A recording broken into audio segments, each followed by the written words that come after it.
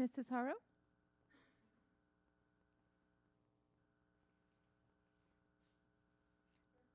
I'm sorry, I didn't hear. I'm sorry, I didn't hear. Mr. Flores? Mr. Fuentes? Present. Mrs. Flores? Present. Mr. Ibarra? Present. Okay, and at this time, let's note that Ms. Sandoval and Ms. Thorin Ojeda are not present. Thank you.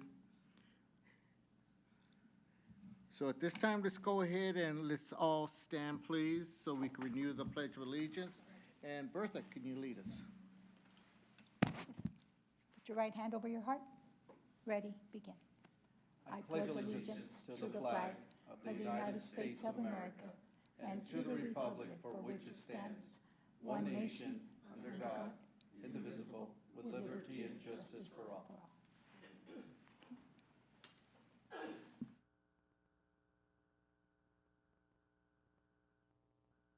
Thank you, Bertha. At this time, is there any public comment? Nope.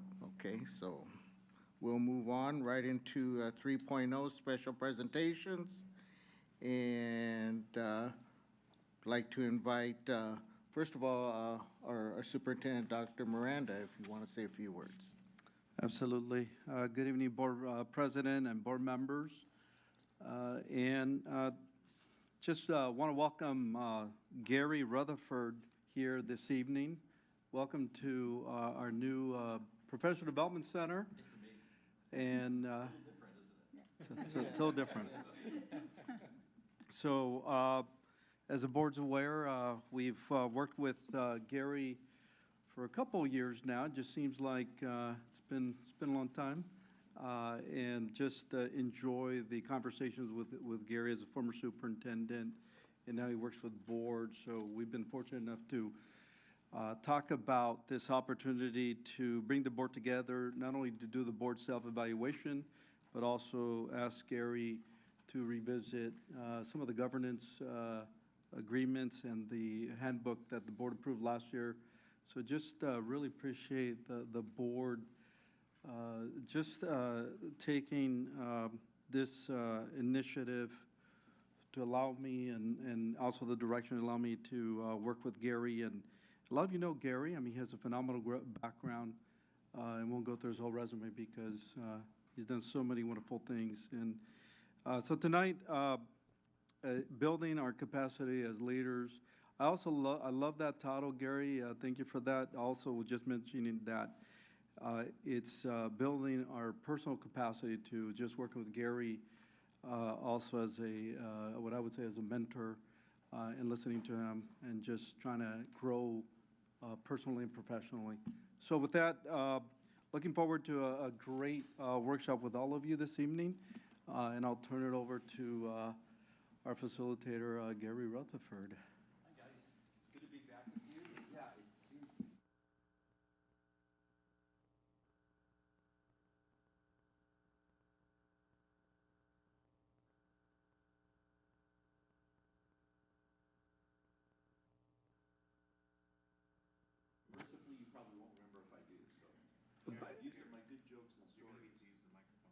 He said it was hot, and it would probably pick up from here. Did that pick up? It's not enough? Thank you. Thank you. I'll, There is a, you can use podium. feels a little formal, but I get it. I forgot we're streaming, so. We are streaming. Also, Gary, before you go forward, I have to, and I just kick myself if I don't do this, but I think Joanne Medina, my assistant, also assistant to the Board of Education, and really the person behind putting all this together.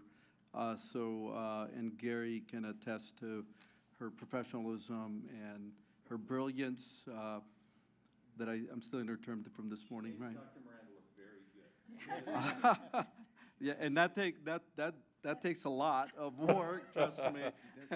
So, thank you, Joanne.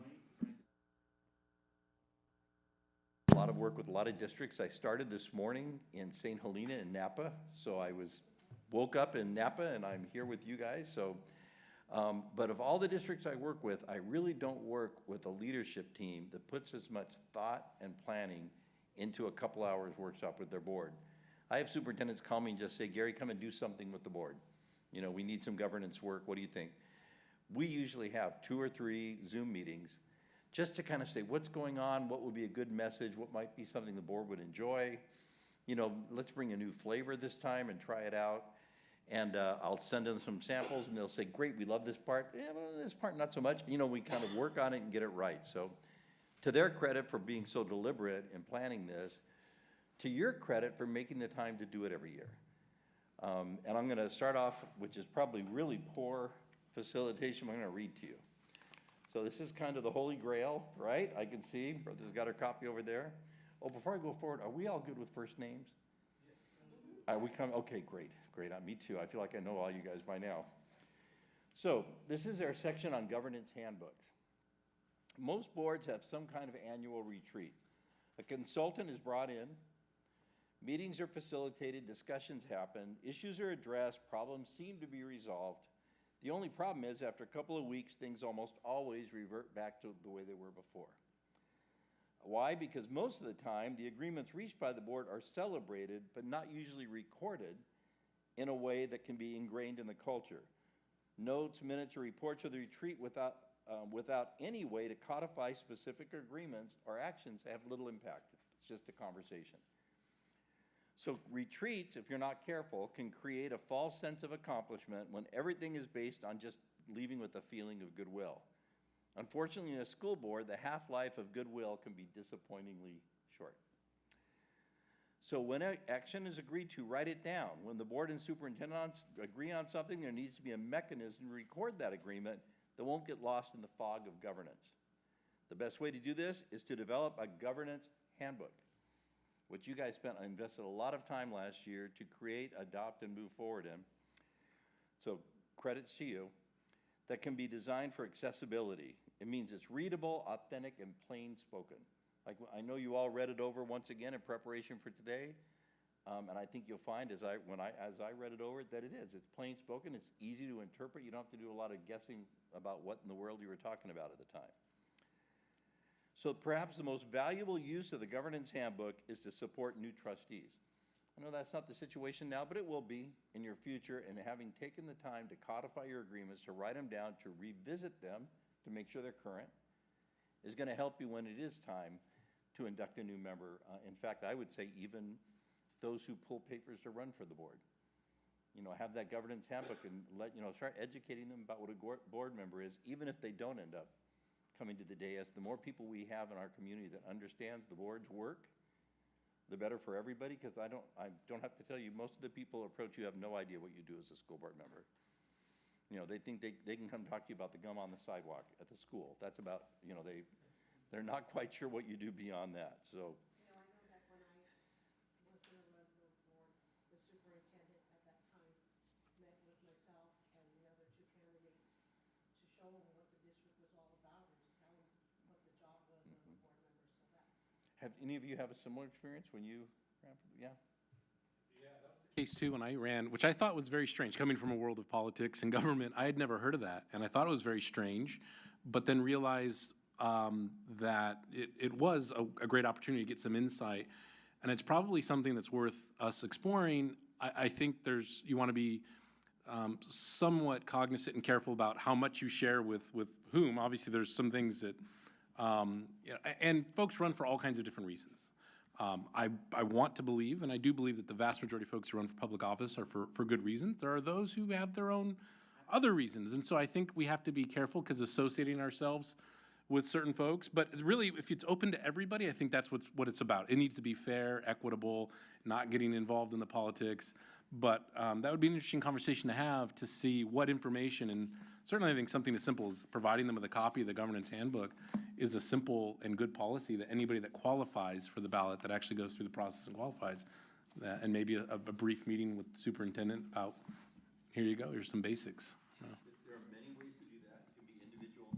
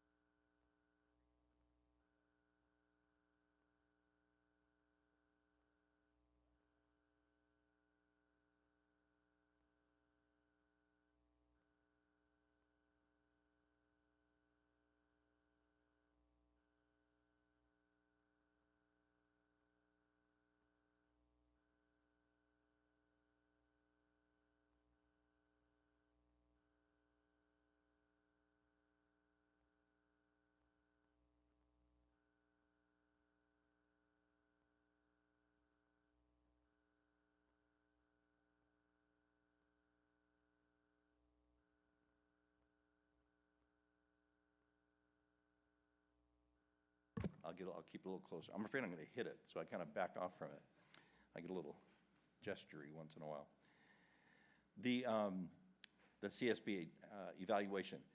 Last time, we really didn't have any juicy findings in that. You guys have been operating as a board for a while. We were talking about it. There was really nothing to mine in that feedback. So I said to Frank, what if we tried something different this year? We can circle back to the CS, maybe it's a good thing to alternate every year, but let's look at board behavior and board actions and our agreements differently. And so I will refer back to our friends. It's very important that the self-evaluation process and instrument be authentic and directly applicable to the board undertaking the assessment. Boilerplate pre-made assessment instruments are useful as a model, but don't need to be adopted in totality. One way to localize the evaluation is to make sure that each protocol adopted by the board is evaluated.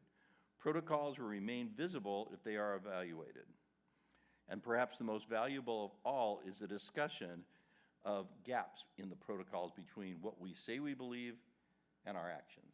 So today's a day for deep introspection, for honest inspection, for frank conversations. We got so many Franks around here, I probably should think of another word than frank, but around, are these things working? Are we putting our values into action, or are they just words on a page? And that's going to be a great conversation. So this year's self-evaluation isn't in numbers, it's in conversation. And at the very end, we'll say, my question at the end, and if we'll start with the title of Looking in the Mirror Before Looking Out the Window, it's said in leadership that when things go wrong, you look in the mirror. And when things go right, you look out the window. So you're just spending a year of celebrating the milestones of a school year, graduations, awards, scholarships, all those great things. This is when we're looking out the window in the most productive way. We're saying all these great accomplishments, yeah, I hope we did something to help that happen, but at the end of the day, that's not our reward. That's the student's award, the teacher's award. You look out the window and give all that credit to others. When things go wrong, or when you need to stop and talk about how do we keep things from going wrong, that's when you're looking deeply in the mirror. And so today we'll do both. We'll I'll ask you each as individuals to look in the mirror to assess your own behavior and say, am I really doing this, or can I do it better? And then as a governance team, are there things we need to add to our protocols or agreements that will help us serve even better? And we're going to do that in a way that's going to be fun and take a couple of hours, and hopefully nobody will fall asleep or stomp out. This is my goal for a good workshop today. So having said all that to get us started, so we're going to work today to strengthen your cohesive, high-functioning governance team with a revising, and recommitting to the agreements in your governance handbook. We're going to take some time to identify and celebrate the accomplishments of the school year. And you should never let an opportunity go by to not really stop and look back and say, what happened this year? Some of it seems long ago. Hi, Joanne. Hi. Wonderful to see you again. I think they got your spot right by here so I can keep an eye on you. Good luck with that. Make sure I don't fall asleep on you. Yeah, I know where to find you. And then once we've celebrated those accomplishments is to identify what are the opportunities. How do we build on that? Because you guys are greedy and we want even better results for the kids we serve. So what are our commitments going forward? And I don't like to do anything with having a little bit of fun, so we'll make sure we have some laughs along the way. Everybody good with those outcomes? Okay. So we're going to start today. I've developed some scenarios and strategies. So now that I'm working with a couple dozen school boards across the state, I hear lots of stories, lots of really interesting stories. I experience a lot. I've been in interim 6 times, so some of those stories I get hands-on right as they're unfolding. So I'm going to start out with some scenarios of, if I retitle that, I'd probably call it board members behaving badly or potential. Board members making decisions without considering the implications of what they've done. The scenarios I'm going to share are real, really happened in places. No, I won't tell you where. I may have modified this story a bit to protect the guilty, but they're in there. What I will tell you is none of the stories are from Colton, 0.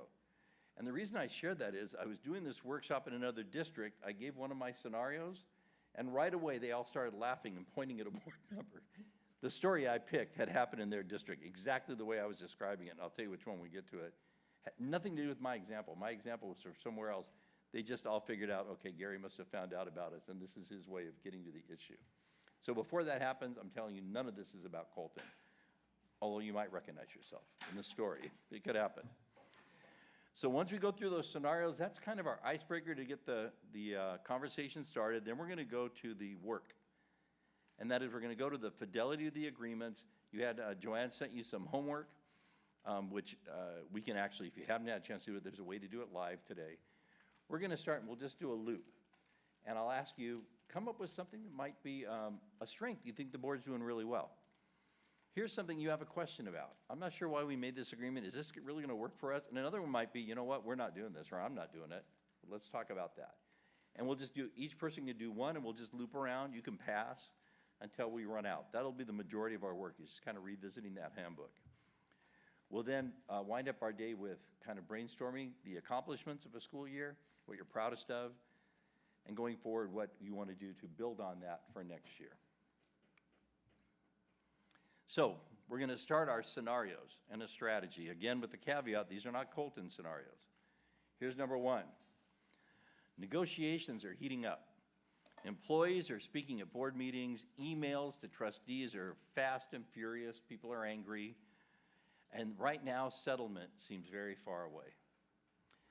The high school staff invites 2 specific board members to meet following a faculty meeting to listen to their concerns. And the 2 trustees accept the invitation. Everybody, any questions about the scenario? Pretty, you can see it happening, right? I mean, it's not too far away from any of your lives. So, I'm going to call this skillful confrontation. It's the way I frame these conversations. So, given that scenario, these 2 trustees who were approached to come and meet with the school, assuming the most noble of intentions, like they really said yes for all the right reasons, why do you think a trustee would choose to accept that invitation? Just, and go ahead, just share with me if you have a thought. You don't have to raise your hand or anything. Just why, what would be the best intention that person might have had? Say again. They know the staff and they want to show that they're being responsive maybe. You know, I know them, I think I can help. You know, maybe if I go and hear them, I might be able to help break through this. That's a noble intention. A lot of individuals, particularly school board members, view themselves as advocates. Mm-hmm. We're here to advocate for not only the community, the students, but also the staff. Okay. So, with that in mind, I could see if there are 2 and they realize 2 were chosen, depending on what their quorum is, Mm-hmm. that they would probably be able to listen to the concerns, bring it back to the board, Okay. and share what Okay. the concerns are. So a noble intent would be, we're going to go represent the board, receive what we're hearing, and go back and report it to the rest of the board. But of course, that will not happen unless they get the cooperation from the rest of the board. As usual, you are jumping ahead, because that's exactly what we're going to be talking about. So the noble intention, gosh, I know these people, they know me, maybe they trust me, maybe I can help by going there. You know, I'll collect the information I have and take it back to the board. And that way, we'll have firsthand information. Other thoughts about a noble reason, a good reason that you might have said that? I kind of covered, I mean, those hit the big ideas, I think. They're trying to help. They want to do the right thing. What are some potential unintended consequences? Frank, you were getting to it. That Yeah. accepting it had some good direction, but it has some consequences you need to think about. Joanna? Discussing negotiation, part of negotiation. You're bargaining, you could be viewed as bargaining away from the table, which is Yeah. a violation of negotiation standards. That's right. Mm-hmm. Other unintended consequences. Well, I've seen this happen before where individuals are looking to get in the good graces of the individuals that are there. And by making themselves available, they're thinking of their own continued So it may not be tenure. to help the board, it may be to advance their position. Maybe elections are coming up. Maybe they were endorsed by the association. Mhm. Keep that relationship going. Right, Frank, there could be another layer. Definitely. Frank's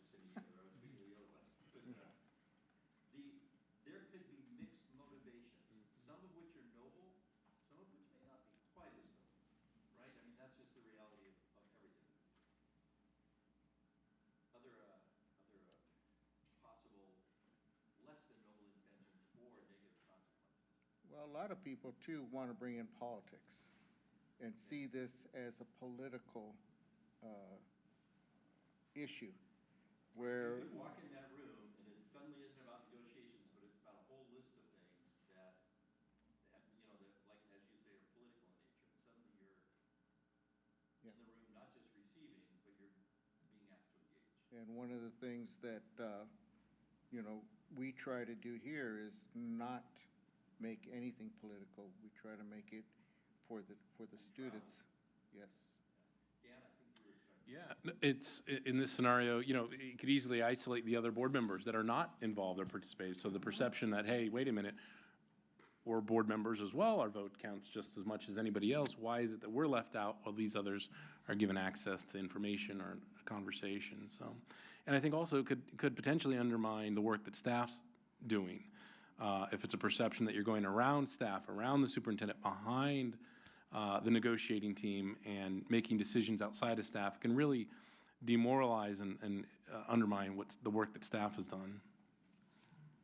If I may, I'm going to interrupt here. A lot of times it's just to find ways to point fingers at certain people. There can be a strategy when negotiations really get heated.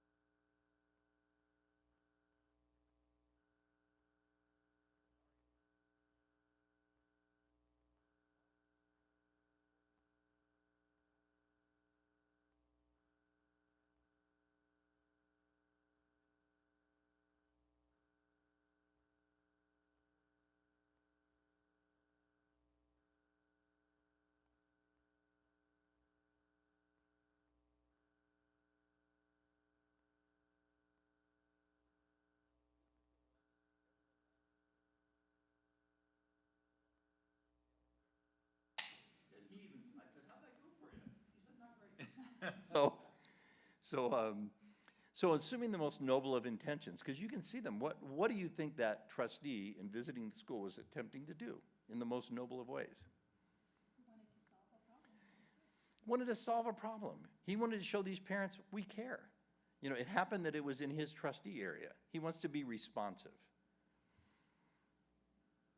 He wants to help, okay? That's probably the simple, and I believe that really was this person's motivation. So what are the unintended consequences from that well-intended action that can come out of it? Finding students in the bathroom, right? And he's not an administrator. Yeah, he's not an administrator, so what if he stumbles upon, all by himself out there on the campus, exactly what was being told? And middle school bathrooms, don't get too shocked. You might find some interesting things out there. And what is he going to do with his authority as a trustee if he happens to come across it? Yep. Laughing because I just the image, for example, I'll use myself as an example. You know, a random middle-aged man storming his way into a middle school bathroom. It's not a good look. So all of a sudden they're getting calls about you because you're randomly on campus kicking in stalls and looking at, you know, no. It's never a good look. Yeah. I always went with somebody before I would do something. That's not a place I would storm into without somebody backing me up. Right? So well-intended, but also as a single board member, guys, you have no more authority than anybody else in that community. And you wouldn't allow just anybody off the street to plow onto a campus. Doesn't matter you're a trustee, you're a citizen. And go onto, you can't do that. If you can do it, then anyone in that community who wants to come in and inspect that campus should have free reign to do it. So you're creating a precedent. What he told me, he said it didn't work out so great. So he said, by doing that and by saying publicly when word got out, I became the clearinghouse and the bathroom czar. Everyone in the community who had a complaint about bathrooms is calling me now because he said, and I did it to myself. So we understand what he really wanted to do, and I think it was pure in heart. Maybe a little bit of political stuff in his trustee area, kind of might cloud your vision a little because you're also looking to score some points with your stakeholders, which we get and understand.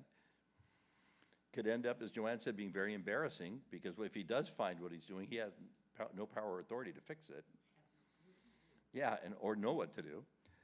So what could the trustee have done with that impulse to help that would have captured those number one goals but avoided all those pitfalls you guys just identified?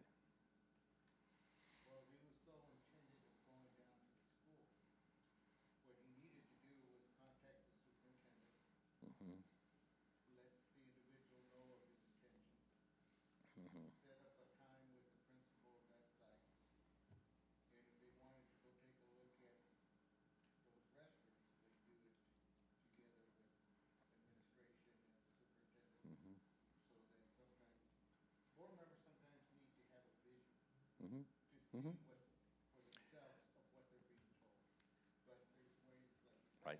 How to and how not to.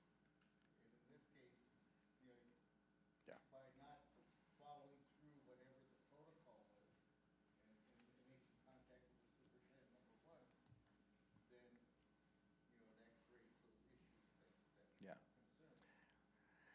That's exactly right, and you hit on something we didn't even address. It's incredibly undermining the site administration. Like, I believe this parent. You guys aren't ignoring this. It's happening right under your nose, and you're doing nothing about it. You're confirming that report without the intent to do that. But I will tell you, that happened at one of my schools. I would get a call from a really irate principal saying, they don't think I'm handling, why didn't they stop in my office and talk to me? These parents, yes, there's some issues. Yes, we're dealing with it. So they in this case, they drew it back in. They did exactly as you said. And they said, if you want to come out and visit, very often what we do as superintendents and what Frank's staff does with him is we protect them from ourselves. Sometimes that well-intended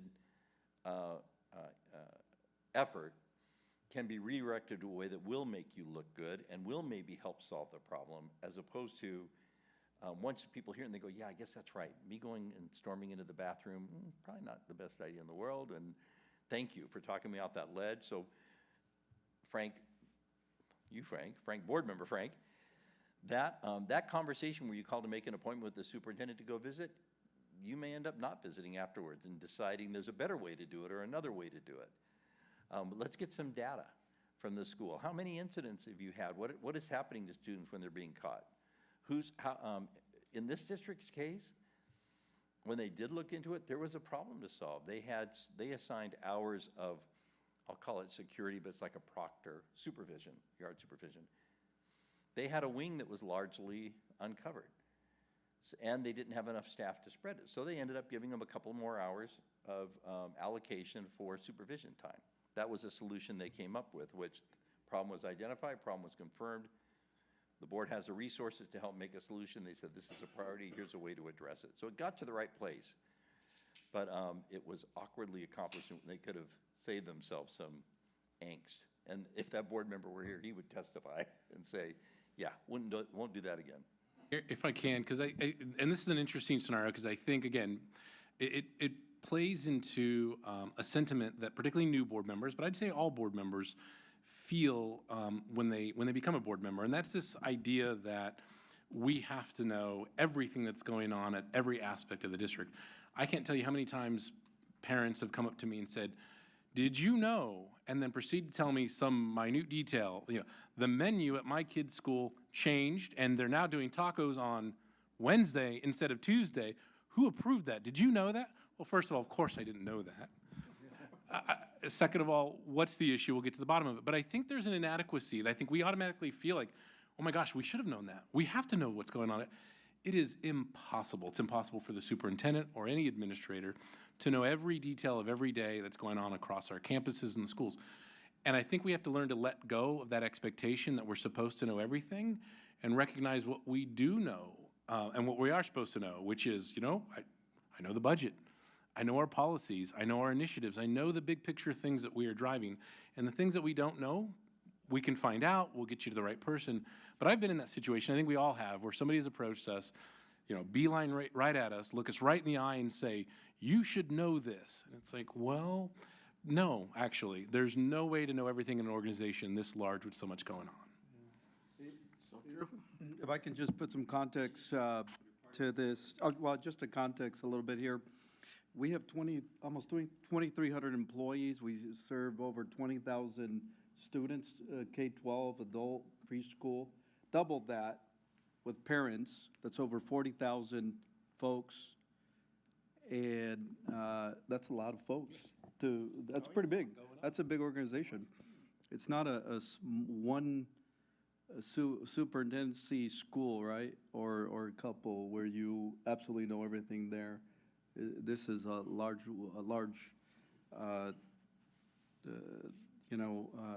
organization. I just say that because, to your point, Dan, that it's hard to know everything, and sometimes when staff asks me, and I'm like, I don't know the color of the carpet in that classroom. I mean, I'll go check it out, but I'm at the 20, 30,000 foot level. I forget the number of thousands of classrooms we have in our district, but that's quite a bit that we as an organization serve.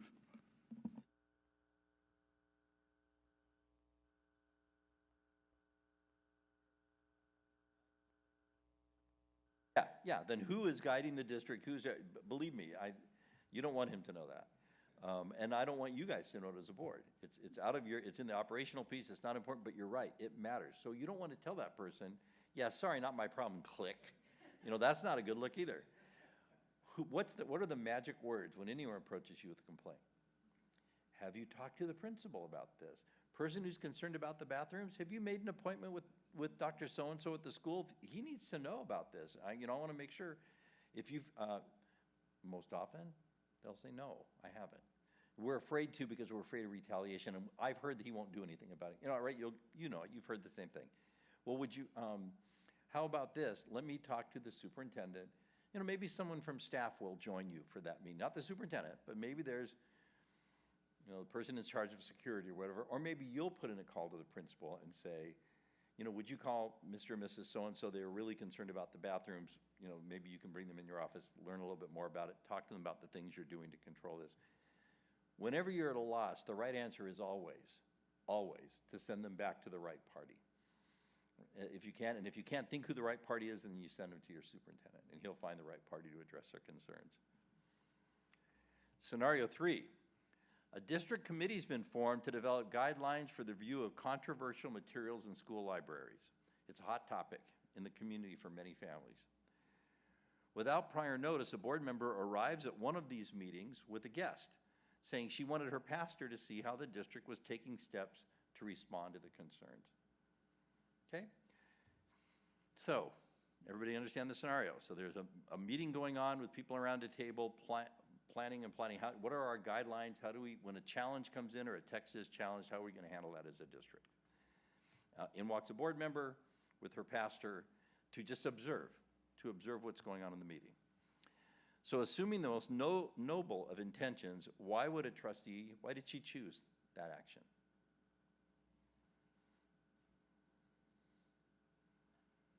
Remember, we're being noble. So you're all jumping to number 2 a little quickly. What was she trying to accomplish in the best of all worlds?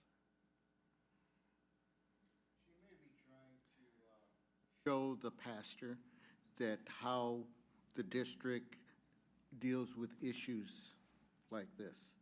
This is kind of the protocol. Yes, yeah, we're going to listen to the individuals who are speaking. This is how we deal with business. Simple as that. She just is saying, this pastor leads a bunch of people, but this pastor sees the district taking it seriously. Maybe they will help us with some of the opposition or the people that are thinking we're up to no good, and maybe she'll be a part of the solution. That's a noble intent. Other thoughts about why she might, why she might. It's probably as noble as we can find. I think that probably was in this situation, that really was what the intent was. So what are some unintended consequences from that? Go ahead. It's a district committee, and to me, it sounds like a bunch of people initially starting the discussion. That's not the place for an outside person, and later on, yes, they need to have a committee decision of what they're going to do in the meeting time. And then taking the committee decide, well, why are we bothering if you're going to bring the meeting right now? After the meeting is started. So it's a bit disruptive. It would certainly change the conversation of that working committee. It would have to. These kinds of committees, for those of us that have facilitated these, they're messy conversations. You'll have people around that table that are, if it's a well-comprised committee, that will represent the continuum of beliefs around controversial material, right? Because you want all those voices at the table. You want to make sure everything's being heard, and then the guidelines get developed. Board member walks in with the pastor, it changes everything. And really, the money you spent to release these teachers to come in and work was probably just wasted, because it's not going to be productive. I think of the committees and having staff work on it, you want a safe space where people build trust, relationships, so they've been working together, and that takes time. So it's so important to be able to be authentic, and otherwise you just won't get what you wanted, the results, the outcomes, which is whatever it is, really tackle the problem, the solutions. If nobody feels safe in an environment and you're all tensed up, and even when I show up as superintendent to committees and things like that, I'm very careful to disrupt them, and my intent is not to go in there also is look, just to say hi, hello, and then get out. Yeah, thank them for their work. Yeah. And get out. Yeah, that's right. And so it's creating, you want that if you really mean, for committees especially, go out and do the work that we want you to do. You have to create that safe space.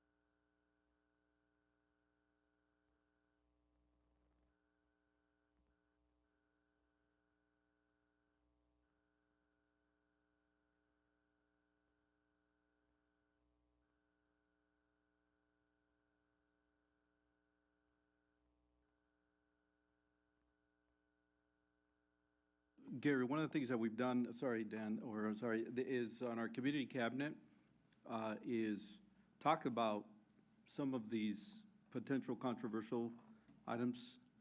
And we invite a lot of folks to these meetings. Anybody from the community is invited, pastors or community leaders, just on and on, political folks, mayors. They come to listen to some of the topics that are potential controversial in nature so that we can be open about it. And so our Director of Communications, Katie Orloff, has done an incredible job of putting together a lot of the agendas. For example, recently we had ethnic studies as a conversation and mentioned that, and an update to the committee or the committee work at the process of what we're doing to ensure that we're listening to many folks in the community about that topic. So having a platform that pre-exists where a trustee knows there's going to be an opportunity for that really helps. Creating it after it happens is a little more challenging, which is what happened in the scenario I share with you.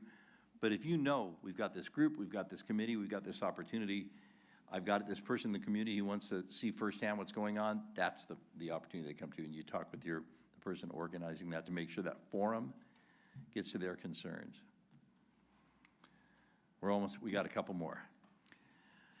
Here's one that'll hit close to home. A governance handbook was adopted by a board, and it included protocols that set expectations for trustee behavior in specific situations.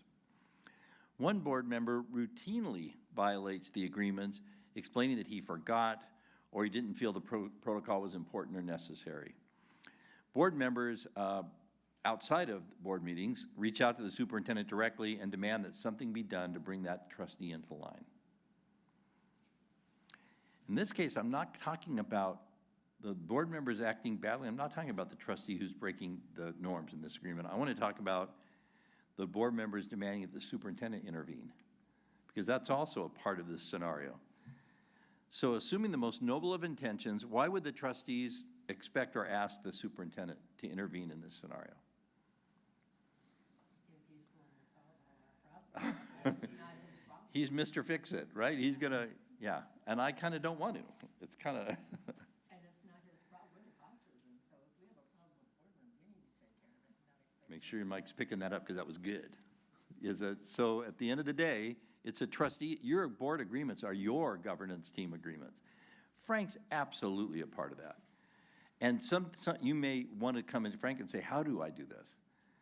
You know, I'll just randomly pick you, Joanne, and say, you know, Joanne's been filing some of the agreements. How do we approach Joanne about this? I like Joanne, I don't want to offend her, but this keeps happening. We need to have a conversation.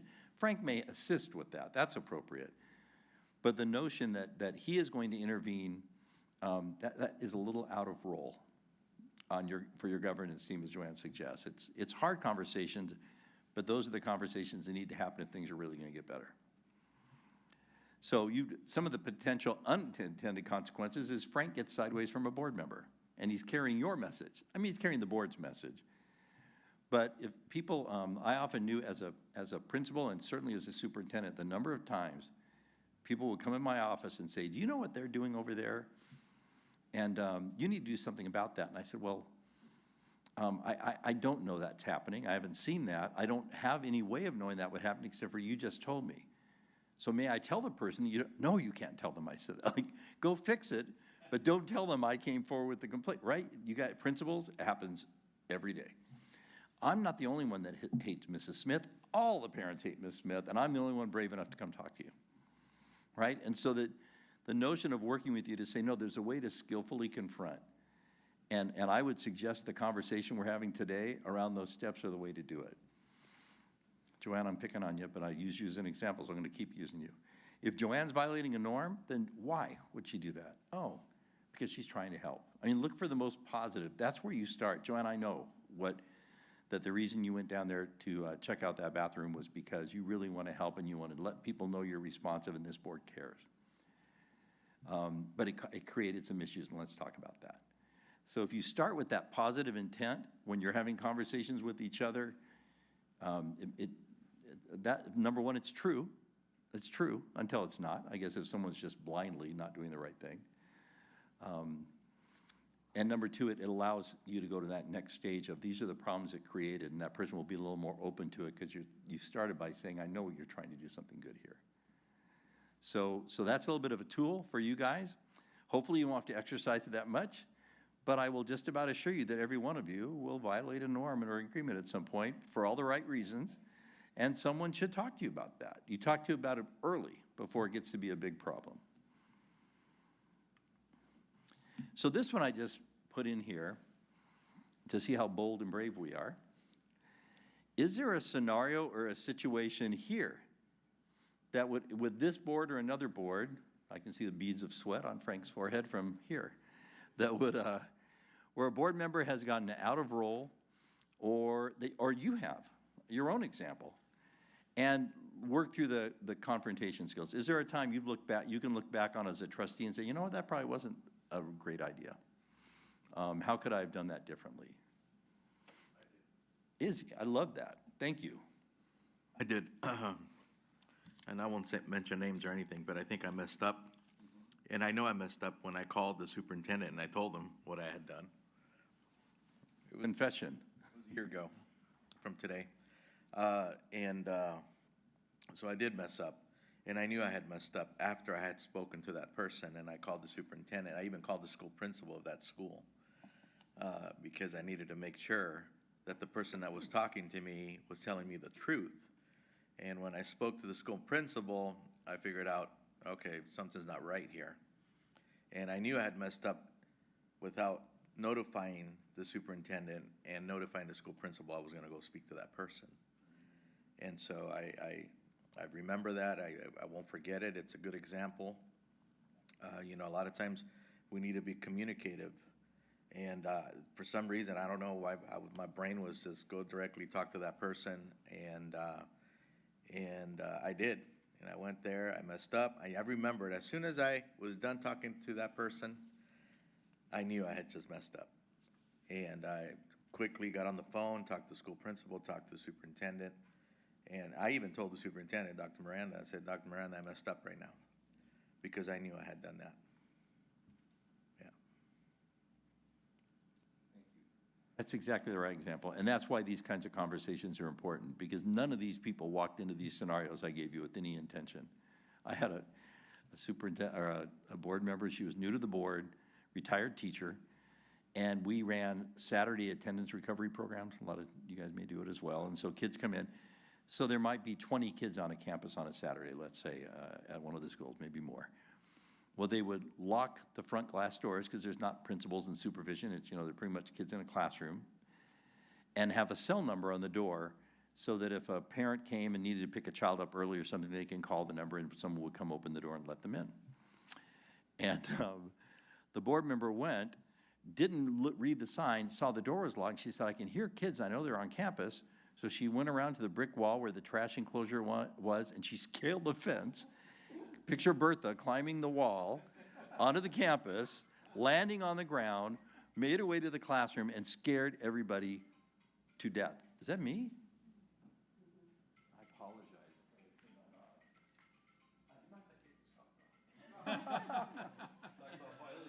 You were scaling a wall. Yeah, she did. I was covering for you, Bertha, but now they know. So Monday I called and I said, Trustee so-and-so, tell me you didn't really go to school this weekend in class.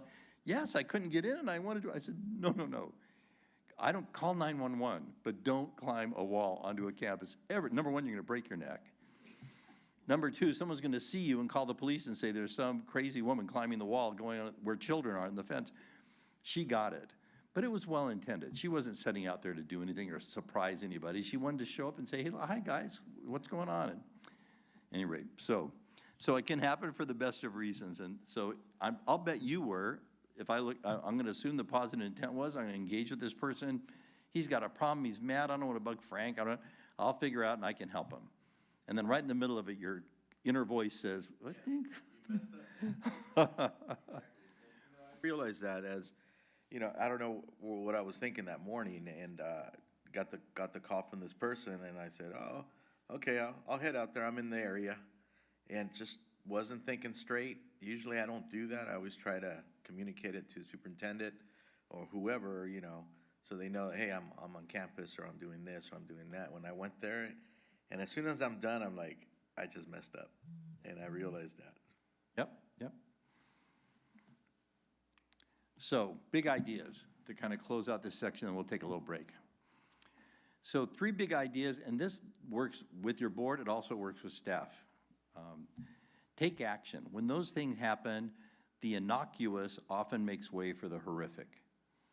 So the little transgression that you allow to happen, because you think, oh, nothing really bad happened. Yeah, they showed up with the pastor and they went into the meeting, but it didn't, you know, it was all fixed. So I'm not going to confront it. You know, the next one could be the church Christian Ed committee showing up at the committee. So having the conversation, I don't think that my trustee, I almost said her name, was going to be scaling fences every Saturday. But the conversation needed to happen. And because if you start setting those limits then, you won't have a bigger problem later. And the stakes can get higher and higher. So intervene early, have that conversation, as awkward as it may be when it's small. I said earlier, always start with a positive intention. Really search your heart and say, what were they trying to do? Because right now I'm mad. When I called this trustee, I was unhappy she climbed that fence. And that tone, if I wasn't careful, could come across. And so I needed to get to the place that, no, she was there to kind of check out the program, to see the kids, to let them know she was, as a trustee, that thanked them for doing this job that was so important for recovering attendance. And so if you start with a positive, it intercepts defensiveness, shows respect for people, and that sets the scene for really coming up with problem solving, that next level. And then you guys have hit on this, engage the board in agreements, as you're doing today, about culture, values, protocols, include norms about how to hold each other accountable. And the role of the board president, Frank, is you're often the convener for these conversations. If they're calling, you know, Dr. Miranda, the next call I'd make would be to my board president and say, okay, Trustee Sandoval has come to me with a concern. I'm talking to you now about it, or there's been a problem here. How do we resolve this? And the more you can build that capacity for the board president, when you rotate to that seat, that really, a lot of times those things, you're the conduit for those conversations and that information. So be careful when you're elected to that job. There's other duties as assigned, and this may be one of them. I'll mention that Mr. Ibarra has been board member 28 years, right? Board president, too many times to count. Yes. I think I lost count in 13. I have to say that I appreciate, honestly, the conversations with Mr. Ibarra, with Frank, because he's pretty much seen it all. And so if I say something, he said, oh, yeah, very calm and cool and collective. And so so building the capacity of the board president, I think he's building the capacity of the superintendent more than anything. So I say that because he has, and this board has a lot of experience, and I've had the privilege of serving with several board presidents here, Ms. Haro, Dan, Jonathan Ojeda, and Bertha, and it's, no, I appreciate the experience that I've had with each one. Well, I'll just kind of put a caveat to that. The transgressors on protocols usually fall into 2 camps. Very new trustees who don't know better, or very veteran trustees who feel like a part of the team and a part of staff, who can cross the lines unintentionally because they've been there so long, they think, oh, my walking in is like the superintendent. I've been here for, I'm not saying it's you, Frank, but in general, when I work with boards, a lot of times it's a veteran person because they get so comfortable and they forget their role as a trustee. Frank's not Frank when he walks in that room. He's the superintendent. I don't care how friendly he is, how much people think, no, he's the superintendent, and they know that. You're a trustee. So your presence changes things and has to be very deliberate and well thought out. And people who are veteran tend to get messier with those lines sometimes. Not always. But you almost like you have to stop and ask yourself the same hard questions like, am I doing the right thing here? So that kind of closes out the first chunk before we get to protocols. Any questions or summary thoughts about these scenarios? I just want to thank you, Gary. Again, it helps to have those examples because I think whether you're new or been here for a number of years, they're relevant. And like you said, even though we have been here, my 12th year, you're right. It's easy to sort of slide back into either behaviors or get too comfortable, and you forget that we have to conduct ourselves in a particular way because we're always going to be seen as a board member. And I think for those of us that have had kids in the district in particular, we have to recognize that as much as we'd like to walk on campus and say, I'm just here as a parent today, that's not what the principal sees. That's not what the teachers see. And, you know, you have to be careful about what you say and who you're talking to and what level of engagement. Of course, you want to be there. I'm going to be at the award ceremony. I'm going to be at my kids' parent-teacher conference. But I just need to understand the perception is when they see me or any of us, quite frankly, it's as a board member. Even if we want to just be mom, dad, grandma, grandpa, no one sees us as such on the campuses per se. Yeah. And it's a powerful role, and I hope you would never let that discourage you from going on campus, because people love seeing you, and they want you there. But Dan's point is well taken. It's to be mindful of my flip comment about something is going to be overheard, and someone's going to come try to talk to me about something I shouldn't be talking about away from the board table. And how I handle that, people are watching and listening. So you have to, you know, my happiest day was after retirement going to the Home Depot, unshaven in a torn shirt and filthy from the garden, and it's like, you know, I'm not going to run into anybody and have to say I'm anybody's superintendent today, so I can be that guy for a minute. It was kind of a wonderful thing. With that, why don't we take like 5-10 minutes, a little break, and we'll hit the next section.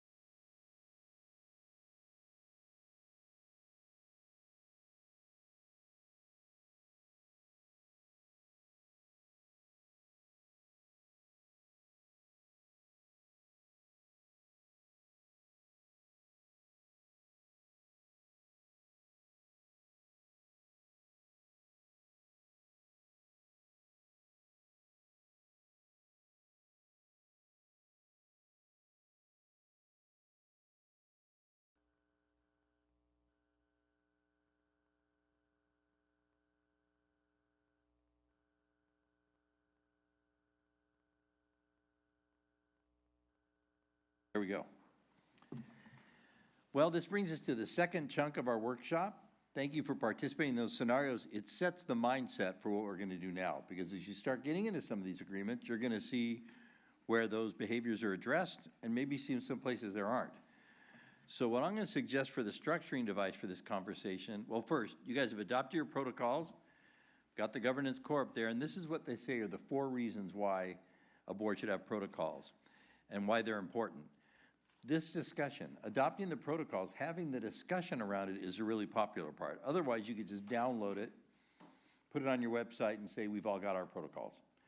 It's the discussion, it's the revising them, if it's making them unique to address the way you guys do business that matters most.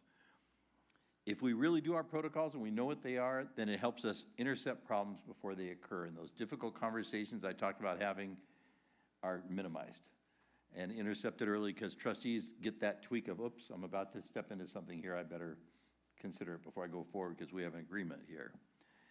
As you've said before, it's an orientation for new trustees, an opportunity to engage people. I love when they're on district websites because people don't know what you guys do and what your responsibilities are. If they're interested in learning, the handbook kind of covers your responsibilities. And finally, and that brings us to this afternoon, it sets a benchmark against which you can self-evaluate. And that's really, this is the look in the mirror part, where we're gonna look at our norms and say, how are we doing as a board? What do we need to do differently or better?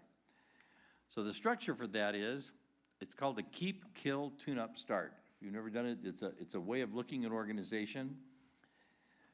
Keep, any agreements we don't talk about today that none of you guys bring forward as an issue, those are keeps. They're doing fine, they're not good, they're not bad, they're important, they're there. So if we don't bring it up today, no changes, they stay in your handbook. Kill, if we happen to come across something and you guys say, I have no idea why we have this agreement, and it doesn't have anything to do with us, doesn't apply, or we don't believe in it, we'll talk about that, but if there's consensus from the board, we'll remove it from an agreement. Tune-up. There's an agreement that we have, and we all agree that we need to add some language, take away some language, change it in some way so that it really reflects the way we do business and what our real agreement is. And then start. If we hit on something, you say, it's funny, we don't have an agreement about this.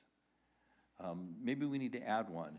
And I've asked Joanne, I'll kind of occasionally say, Joanne, that's a good one to capture. She's gonna take some notes so that this will be a part. And then when you finish this, if there are revisions to your handbook, which is why I'm glad you have to have 300 of these bound, because if there are revisions, then you actually on your, like I'd say, revisit it, put the dates. Take credit, show that you've gone in. Like when you see a book that's for its 5th publication, it'll let you know, gosh, this is our 5th time we've gone out on this. So if there are revisions, Joanne will make those. You guys will have them back to look at, and the work goes on. So I was flipping through. It's a big document just to kind of jump around in. So with your permission, I'm going to ask you to turn to page 12, which is all around your best practices for your governance meeting first. This is where you spend most of your time together. So I'm going to give you guys some time, starting on page 12. It goes on through, to page, the protocol start hitting on page 17. So it's 5 pages. I'm going to ask you to read through it independently. You can write on these. And then we're going to loop around. And you can say something like, I want to really draw our attention to protocol on page 12, the one that talks about this. I feel this is a real strength of our board. We do this religiously. I don't think there's any violation, and you just kind of celebrate it. No need to change it, but you're just saying, let's take some credit here. We're doing a good job. You may have one that you don't understand. You may have one that you think you need to get rid of, or you may have one that you think we need to talk about this because I'm not sure we're doing it. So I'll give you some independent time. The way we'll have the conversation, and Pat, I'm going to give you a heads up. I'm going to start with you. Not right now, but after the 5 minutes of planning time, as she looks up in shock, is to come up with, I'll ask for Pat, and then we'll just loop around until you guys run out of things to say. If we're done talking about them, we'll be done. Oh, Frank, you're part of it. Yeah, so there's one you want to address. Make sure your voice gets in there too.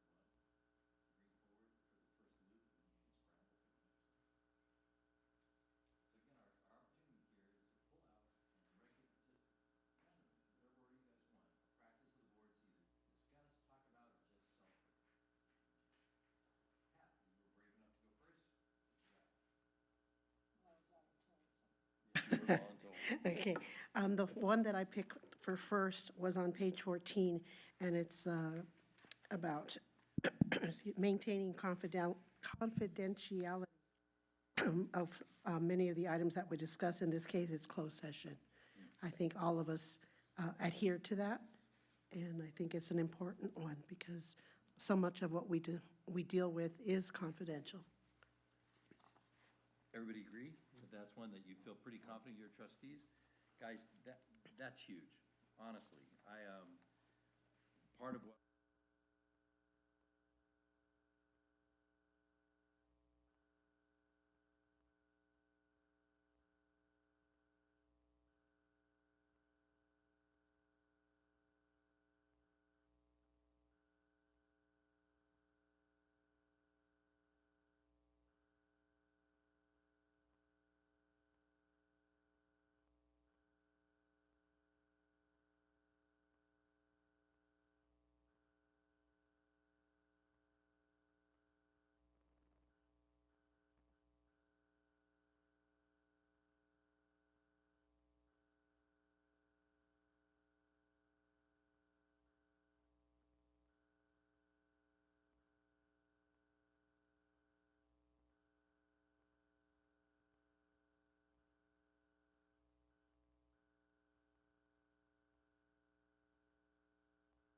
I want to praise, it's page 12 and 13. Where's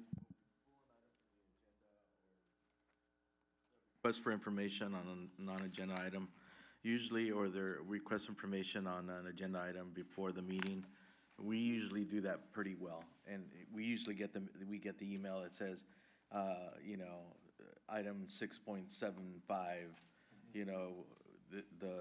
I want to know more about blah, blah, blah, and then we get an answer. And I think I wanted to say that that's something that we practice really good here, pulling items from the agenda, requesting items from non-agenda items. I think we do that very well as a board here. And the communication that comes back after we ask for that stuff is phenomenal. you may not have to pull it after you've asked it. No. Pull it because you get the question. And a lot of times that happens. So here's the test.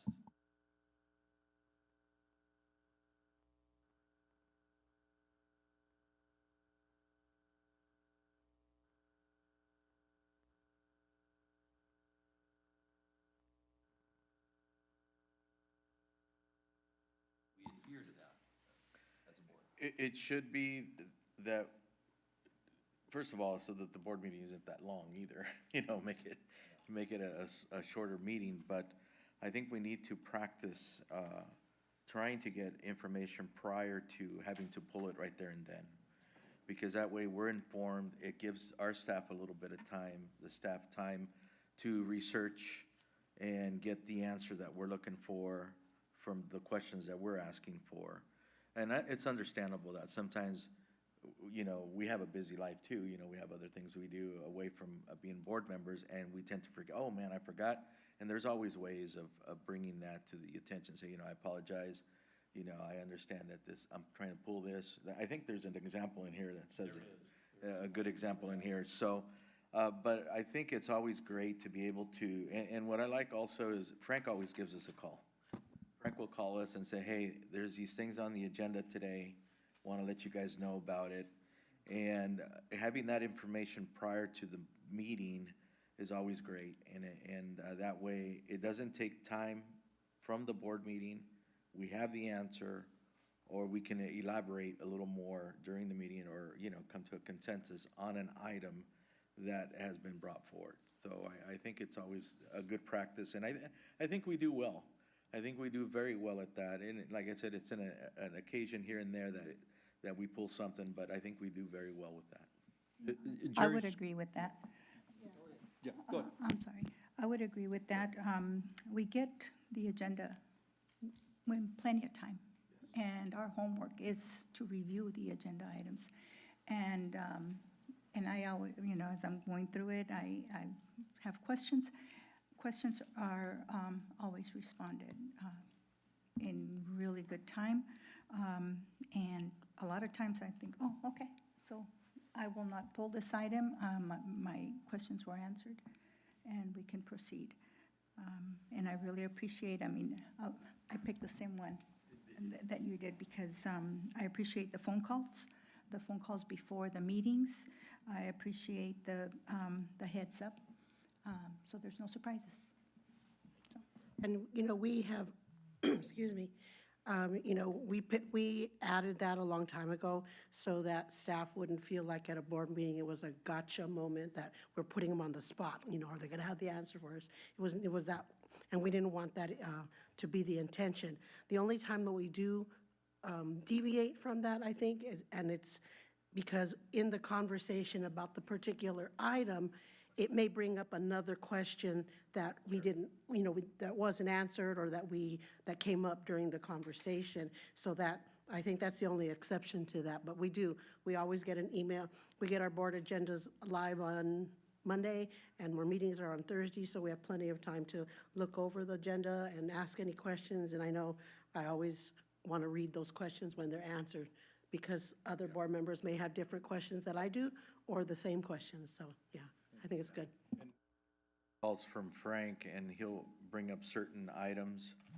Sometimes, like, oh yeah, that's right, let me ask you this prior, because sometimes, like I said, we have busy lives too, and a lot of times there's things that kind of fall through.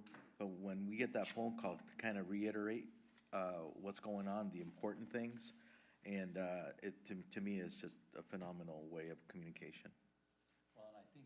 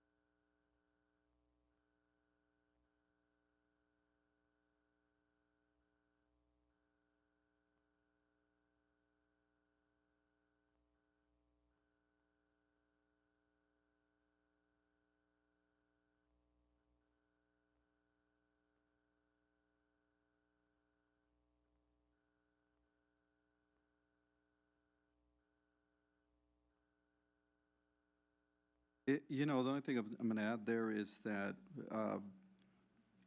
we, staff, we take preparation serious. It's like I equate it to every time we have a board meeting, game time. Joanne hears me say this all the time with the assistant superintendent. So we're preparing the day after a board meeting, after action review. It's nonstop, and Joanne can attest to that. And so we want to be prepared and, like you said, protect the board. And we miss things for sure. There's no question about it. And I feel like I've had the board meeting 7, 8, 9, 10 times because not only that, but I go through the agendas with the unions, with both board presidents for the unions from teachers and from classified. So I've had the agenda, I've gone through it at least 20, maybe 30 times. But there's no possible way to have all the answers to everything. So I just let staff know. I said, this is coming up. Be prepared. Let's get the information. And so that way I think that's absolutely right, that the board meetings go smoothly with the agenda items because there's a lot of prep work,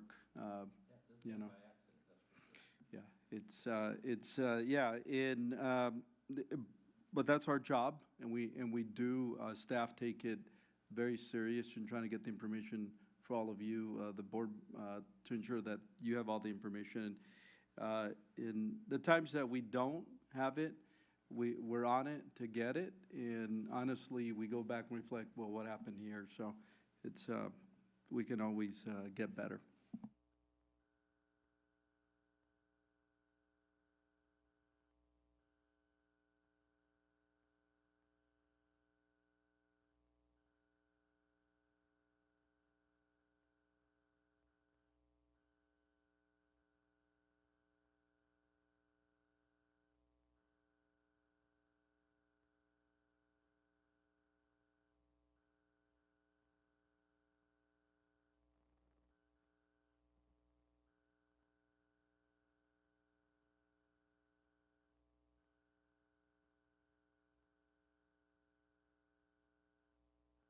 actually honed right in on what I wanted to focus on, and this would kind of be my, you know, contribution is, I agree with everything that was said, but at the same time, I have a little bit of an issue with the language that it's recommending, because I feel like, I don't know that I'm going to ever really apologize for asking a question. That's my job. And while I may phrase it that way, I don't think that I feel like that should be a norm where it almost makes it sound, I should be sorry for asking a tough question, be timid about asking a question. That is our job. But I agree wholeheartedly that we always want to be able to provide information in advance, ask questions in advance. But if done correctly, I think you can be maybe not critical, but certainly constructive with staff about, hey, you know, I have a different perspective on that. I know you're recommending this, but as I hear it and I hear my colleagues, I really feel that we need to do something different. It's all in the delivery. You're right. We don't want an environment where we feel like we have to rubber stamp what staff's putting before us.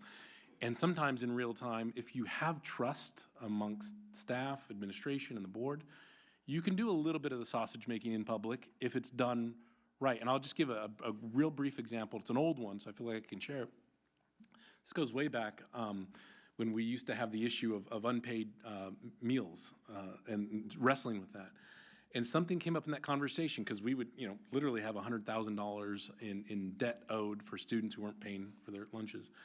And something came up in that conversation that I didn't realize, I think any of us did at the time, that if students had accrued a certain amount of unpaid debt, we wouldn't give them a lunch, we'd give them like a sack sandwich or something. They wouldn't get a real lunch. I mean, we were shaming these kids, and I think in that meeting we're like, hold on, wait a minute, repeat that again? Yeah, share that again? No, that stops right now, because, you know, obviously it's counter to the values, and I think as it came to light, but it was done in a respectful way, and certainly no belief that any staff was attempting to make a student feel less than, but we did have to handle it right then and there, because we were so vehement that no student will be pointed out and said, okay, you're different, you go over in that line.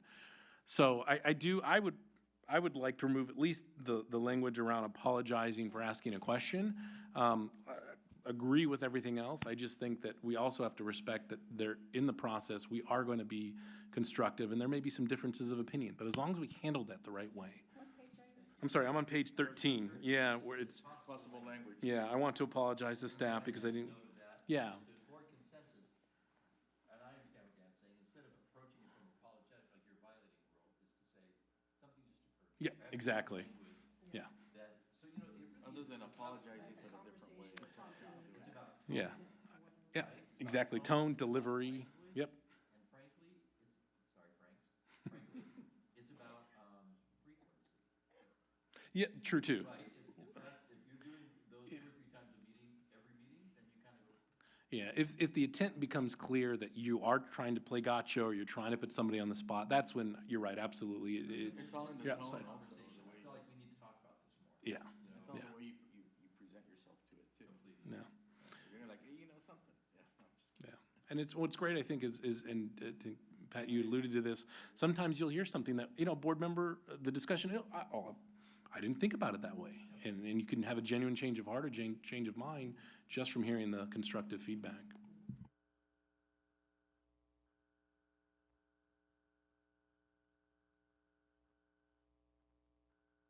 A little bit along the same lines, the information that we receive from our superintendent, I think goes a long way in helping each and every one of us understand exactly what we're reading, what we're having to vote on. He gives us an opportunity to do that in a couple of ways. He calls us on the day of the meetings. He also sets a independent time for each one of us to meet with him regularly, sometimes twice a month, which allows us to do those type of, have those type of conversations, which I think for me has been very helpful. And I'll tell you why I say that, because in the past, when I had questions or concerns about certain issues that had arisen at a school site or anywhere having to do with the district, had been times where superintendents after I've talked with them once, twice, maybe up to 3 times, didn't address it. So that left me no other recall but to address it at a board meeting with the whole board.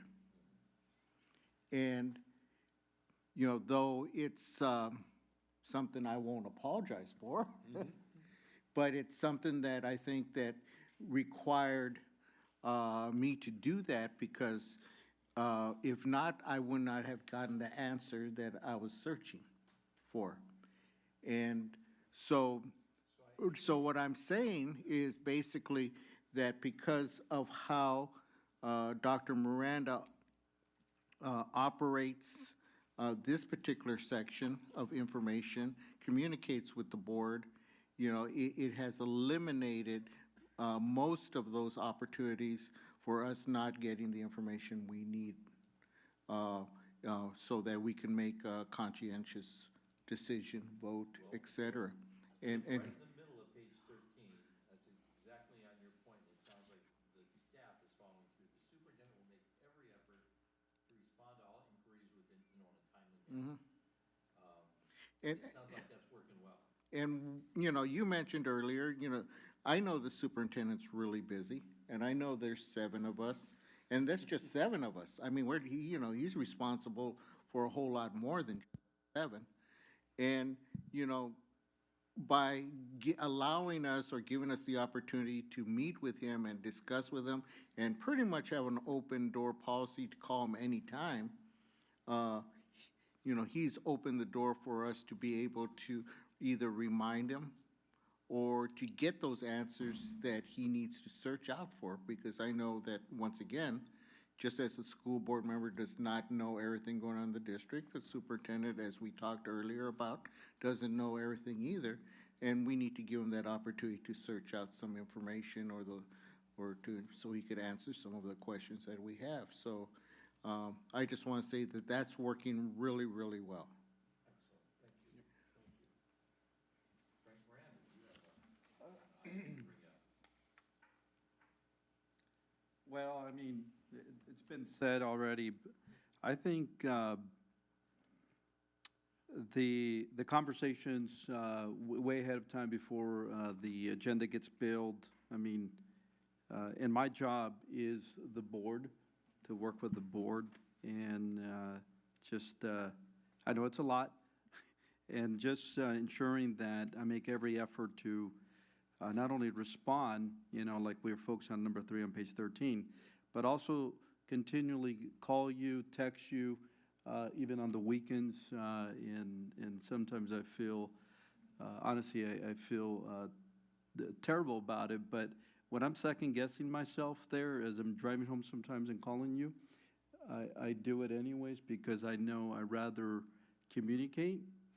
And I've learned over the last several years that communication is a tool, and I want to use it to inform all of you so that you can make the best decisions. And when the community is coming to you, because they're not coming to me, I don't live in the community, they're coming to you, and if I can provide you the best information possible, then that helps you and protects you from folks.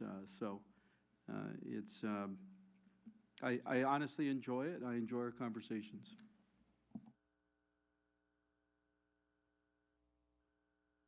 I'm on page 16, trustee area representation. It says, although each trustee is elected by the voters at large, when all are seated at the board table, the needs and well-being of the entire district is the ultimate objective. I know, well, you know, Colton covers a lot of ground. We are in Fontana, we're in Bloomington, we're in Colton, we're in Grand Terrace. But for myself, when I make decisions, I make decisions based on all students, and I say all in capital letters, A-L-L, all students. And I think that brings me to the next one on page 18, where it says that Board of Trustees should visit school sites and encouraged to visit school sites, because that's the only way we're going to get a good sense of every community that we serve. We have all gone to a school, in Grand Terrace, and then we go across town, and we see the differences, and we can't forget that we're here to serve all students and make the best decision for all students. There. For the rest of you?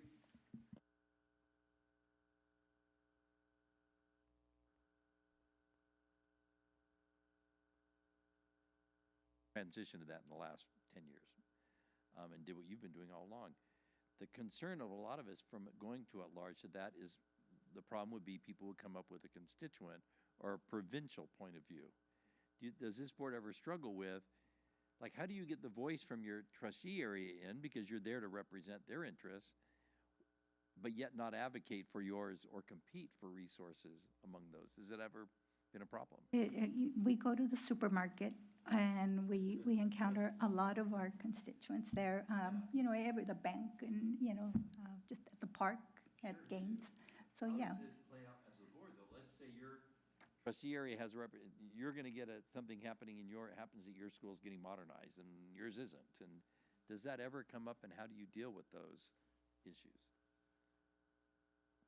At least initially, we work really well, and there's a lot of respect. So I think there's a deference that if there's an event or a meeting and only a certain number of board members can go, that we would be deferential to the members that represent that trustee area. So when we've done joint meetings with city council, so if it's Colton, the Colton reps will get sort of first right of refusal.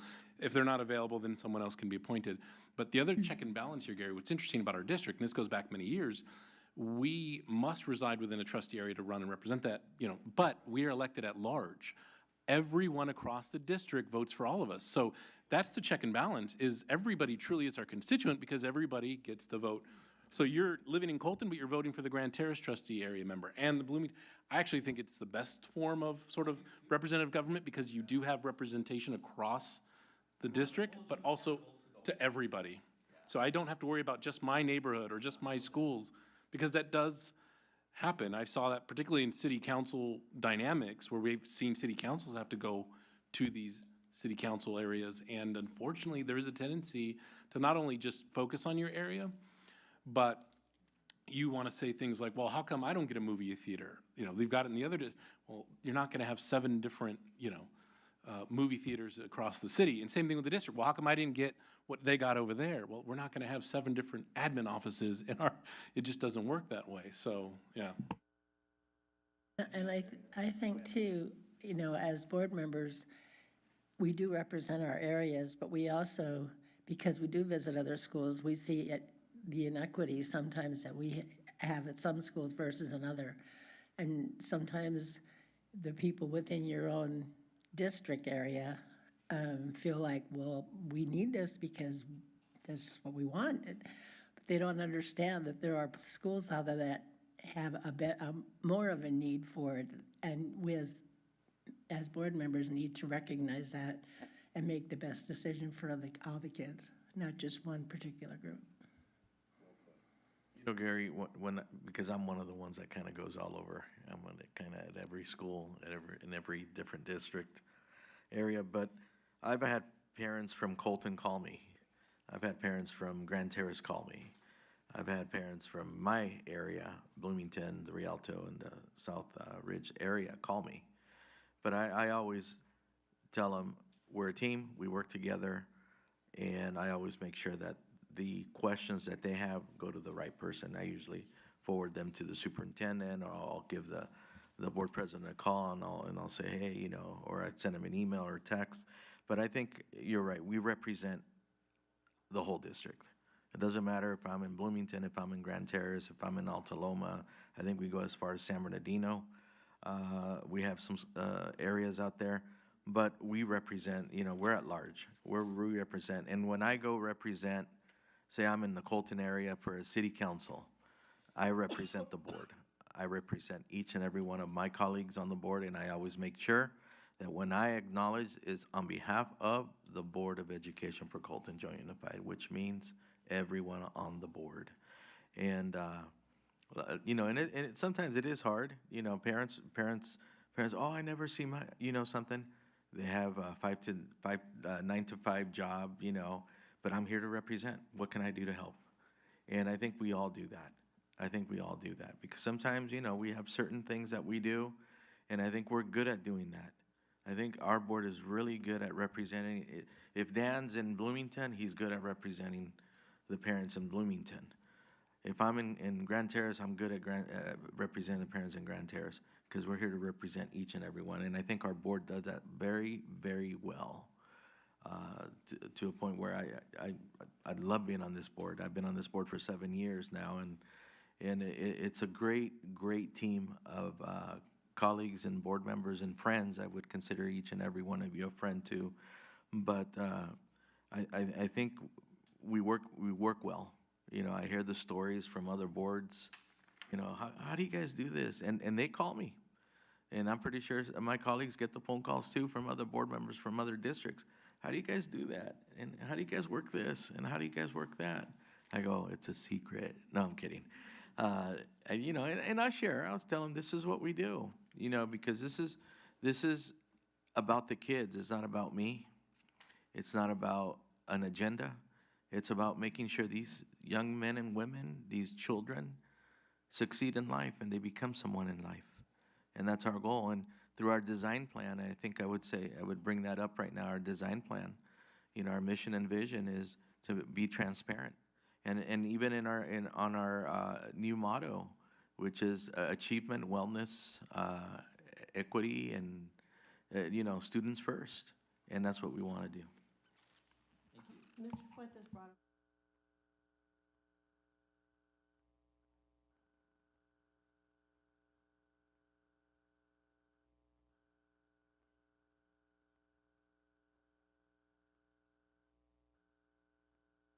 Board member, that unless you're the board president and you speak at any event, you cannot say on behalf of the board, because only the board president can do that. And you said that you say that. So I want to I want to clear that comment because I want to know what, you know, I know that's what CSBA says, so. And I've heard that from CSBA too. Yes. So I just want to make sure. A good point. I think, I'll just jump in, because I think there's a difference between ceremonial matters and policy matters. And when it comes to ceremonial matters, which a lot of times, that's what I think we're talking about, going to council meetings where they're acknowledging the district, giving out certificates and other events. I think in that instance, at least I would be comfortable, and I'll be honest, Pat, I feel like you're there representing us because you get to go to a lot of the events, and I love that because I'm not able to for one reason or the other, but I always feel like, hey, Pat's there, or Israel, and that's all true of all of us. I think we all have different schedules and stuff. I certainly feel comfortable in a ceremonial setting having any one of my colleagues, any one of you, say, hey, I'm here representing my colleagues who couldn't be here because there is an understanding that we're not all able to make it for various reasons. I do think that's different than maybe a policy conversation or where there's something where there could be a controversial issue. But on ceremonial matters, I would be perfectly comfortable with any one of my colleagues because I trust that you're there for the same reason that I would be there to show our support. And yeah. On behalf of the board, welcome. Or thank you. Or thank you. We're Thank proud you for of the you. recognition of the acknowledgement. Opposed to, on behalf of the board, this bond issue needs to be, Yeah, exactly, yeah. When I went through the governance courses, we had that little spiel at one of the courses. I forgot which one it was, 4 or 5. We did talk about that. We did, you know, they said, no, you can't do that. And I said, well, wait a second. We're here representing the board. And I think Dan brought spot on. If we're doing something, we're going to talk about a bond or something and this and that. I'm not here to do that. But if I'm there just like a ceremonial thing, like currently we were at the solar boat. They were acknowledging the kids that did the solar boat. I think Frank and I were there. And I went ahead and said it. On behalf of the Board of Education, I want to thank you for acknowledging our students and our teachers. And so we did get into a little bit of a, not argument, but a conversation about that. And they finally came to a consensus and said, yeah, you guys can do it this way, but we wouldn't like you to do it this way. And I think Dan brought don't do it this way. And I think that's the thing is, because we are representing. If I, like, you know, even if I go on a campus, even if I'm a parent, say I was a parent, of a student at Bloomington High School, they're not looking at me as the parent. They're looking at me as the board member. And so if I'm there to represent, I'm there to represent each and every one of our colleagues. Like Pat and I, we're usually out and about. And I think we represent the team. You know, it's a team effort. I think that's what I want to be clear, and I want to thank you all for that, because there's lots of times I'm not able to go with 3 young children and work and all that, having to make that choice. And my wife reminds me I'm still married, I'm still a father, and I have those responsibilities. But I do appreciate when I'm on Facebook and I see that you guys are there, I do feel like we're represented, I'm represented. So thank you for that, because that's not easy. Your time is all valuable, really.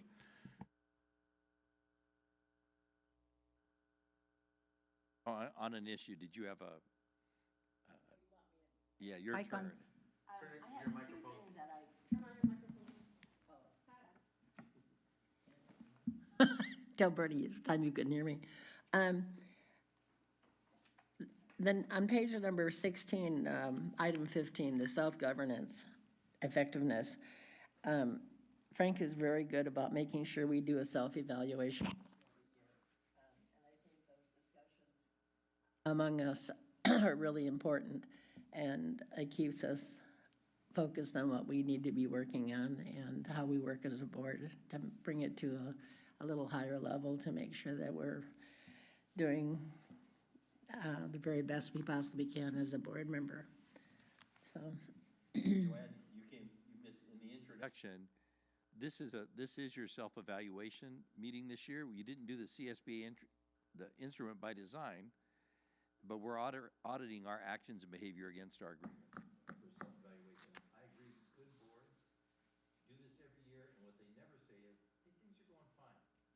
We don't need. Let's not do a kind of evaluation this year." Frank's doing great. Let's not do a board self-evaluation. It's always a mistake, because taking the time and making it a value to sit and do just what you're doing right now always matters. ways to monitor behavior to get what you want, right, Frank? That's right. Did you have another point? Since you were last, I'm going to let you have 2. On page 17, there was an attendance at board meetings, and I truly appreciate when Frank wants to have a special meeting. I don't want to appreciate special meetings, but I appreciate when he wants to have one. Having us come up with dates, possible dates for it, and then have a discussion, and the date is what we end up as a group determining is the best date. Again, it's a collective decision, and we all support it, and that's just the best way to do it, instead of saying we're having this meeting, and I appreciate that. It's working for the rest of you as Yeah. well? Yes. Having that input? So, thank you, Joanne. So I have a question, then we're going to take at least one more loop, and maybe think this term, if you see anything that you think is a gap. So we've done kind of our celebratory round, and a little bit of feedback too, but if there's something you really think might need to be something you could tweak, let's make this round about that, and you can pass if you don't have one. So I'm going to ask you one that I see done poorly in a lot of districts, and that's on page 15, number 9, voting no or abstaining. Especially on the abstaining is that it's very clear an abstention is for when you have a classic conflict of interest. It's not for when you aren't bold enough to take a position, or you're not ready to take a position, or you think you might get in trouble for your position. But there is so let's say you're voting on something very controversial, you got an angry mob, and you say, I'm going to abstain. And I've seen that happen. There is another way to handle that that does it within the guidelines, because then you don't have a conflict of interest usually on those matters. You just kind of aren't ready, or it's too heated. You're thinking to take a stand. You know what? I'm not prepared for this. Dr. Miranda, is there a possibility this might be tabled? I think we need more conversation. That's one way to handle it instead of abstaining. Another way is to say, if I were to vote right now, I need to vote no because I don't have enough information. So I feel like we need more time. Again, you'd want to front load the superintendent that's coming and not surprise him in the meeting. But what I have seen in too many boards is people abstaining just because they don't want to take a stand. And in your roles, you kind of got to take the hard stand. Or ask for more time if you're not ready. That's fair too. Otherwise, the unintended consequence of that is you make your other colleague, this sounds more critical than I mean it. It's a little chicken, right? I'll let the others of you make the tough decision. I'll stay in the neutral zone and on this one. So just a reminder for abstention, it's really for it's abstaining on a pay increase because your wife is one of the employees affected. I mean, that's a classic conflict of interest. A contract with an organization a family member of yours owns. You know, that's a legitimate, you explain, I need to abstain because I have a financial interest. Or I had a trustee who held stock or owned a big share of solar towers, and the board was voting on solar towers. So that was his business. That particular solar tower wasn't his, but he said, people know I'm in this business. I feel the need to abstain. I understood that. And isn't it also when you abstain, you have to give the reason? Yes. And the reason should be a classic conflict of interest. So anyway, that may not be an issue for you guys, but I've seen that in a lot of boards, and I've been surprised that an abstention was used in that way because I don't think it forwards good governance. You know, Gary, I abstained to something when I first came on board. We had a controversy, but it wasn't because I was scared of and I did say that. I said, I need to know more information about this before I can make a final decision of yes or no.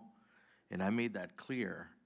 And we finally went back to it. We looked at it, and I changed my view to it. And the only thing I would say different on that, that's the classic great example, is that's not you don't need to abstain on that. You need to say, I'm not ready for this vote. If I had to vote right now, I'd have to vote no because I don't know enough to vote yes. Can we table this and bring it, or can we keep talking because I have some information I need? An abstention indicates I have a conflict of interest. If once you abstain, you probably should never vote on it because you're saying I have a conflict of interest in your abstention. So it's a matter of language, but an abstention is really a very rare action typically, or should that's probably the only time. This was, what, 4 years ago maybe? A little more than You're that. probably the only one that even remembers that. Yeah, and I remember it because it came out in the newspaper. Oh, ouch, ouch. The failure to vote, or not failure to vote, the decision to not vote, though, too, you know, the public should hold you accountable for that, because you're here to make tough decisions. Right. So, yeah, I agree, and it's funny because you see this even in the halls of Congress, these no votes. Present, they'll vote, and it's really because they don't want to have to vote on it.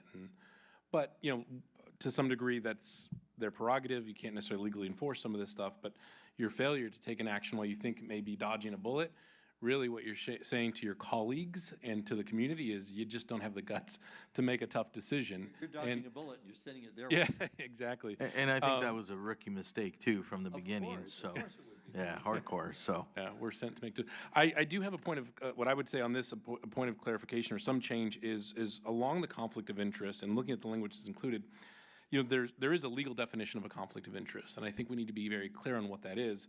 What's interesting, and I'm not sure this is in our board bylaws, is this from CSBA? Joanne, do we know this actual language that they give? Because it feels a little bit vague, particularly when it gets into interests that affect, you know, say family or other personal interests. Okay, well, wait a minute, what does that mean? And I'll say family, I'll give the classic example, it's Colton, where everybody's related to everybody, including me. I don't know that voting on my second cousin's retirement, who I haven't spoken to in 25 years, is really a conflict of interest that has no bearing on me.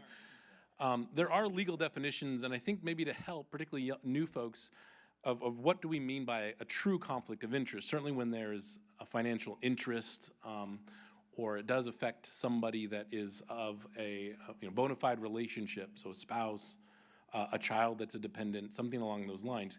Because even simply saying a personal interest, well, voting on a program that's at my child's school, is that a personal interest? I mean, I guess in theory it could affect my kid because he goes to school. So maybe that's worth looking at.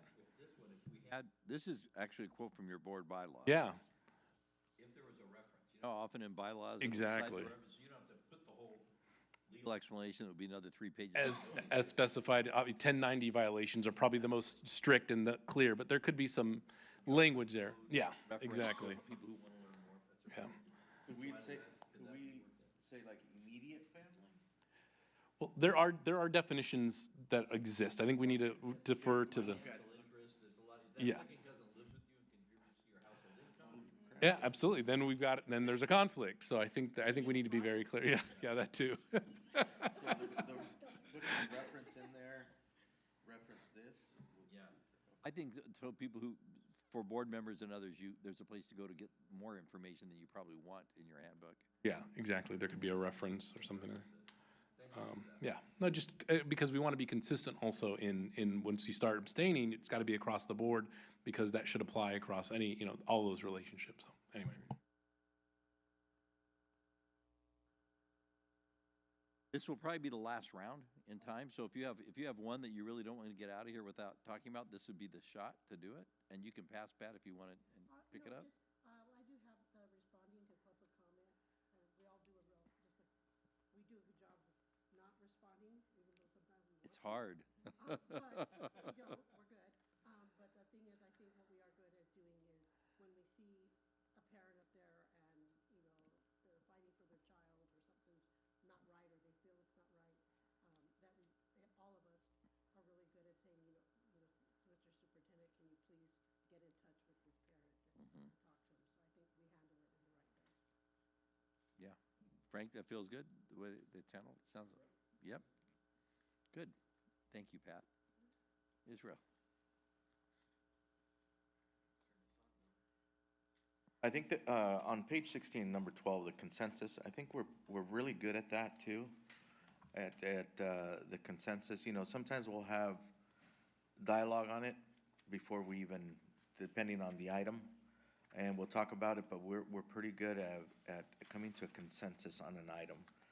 Even when it's, even something simple to, hey, we want to award certain people. And board president, can we award certain people for certain things? So board president brings it to the table and says, I need a consensus from the board. I think even on major items, even when we do closed session things that we come together and we talk and dialogue, we come to a consensus, and I think we're really good at that.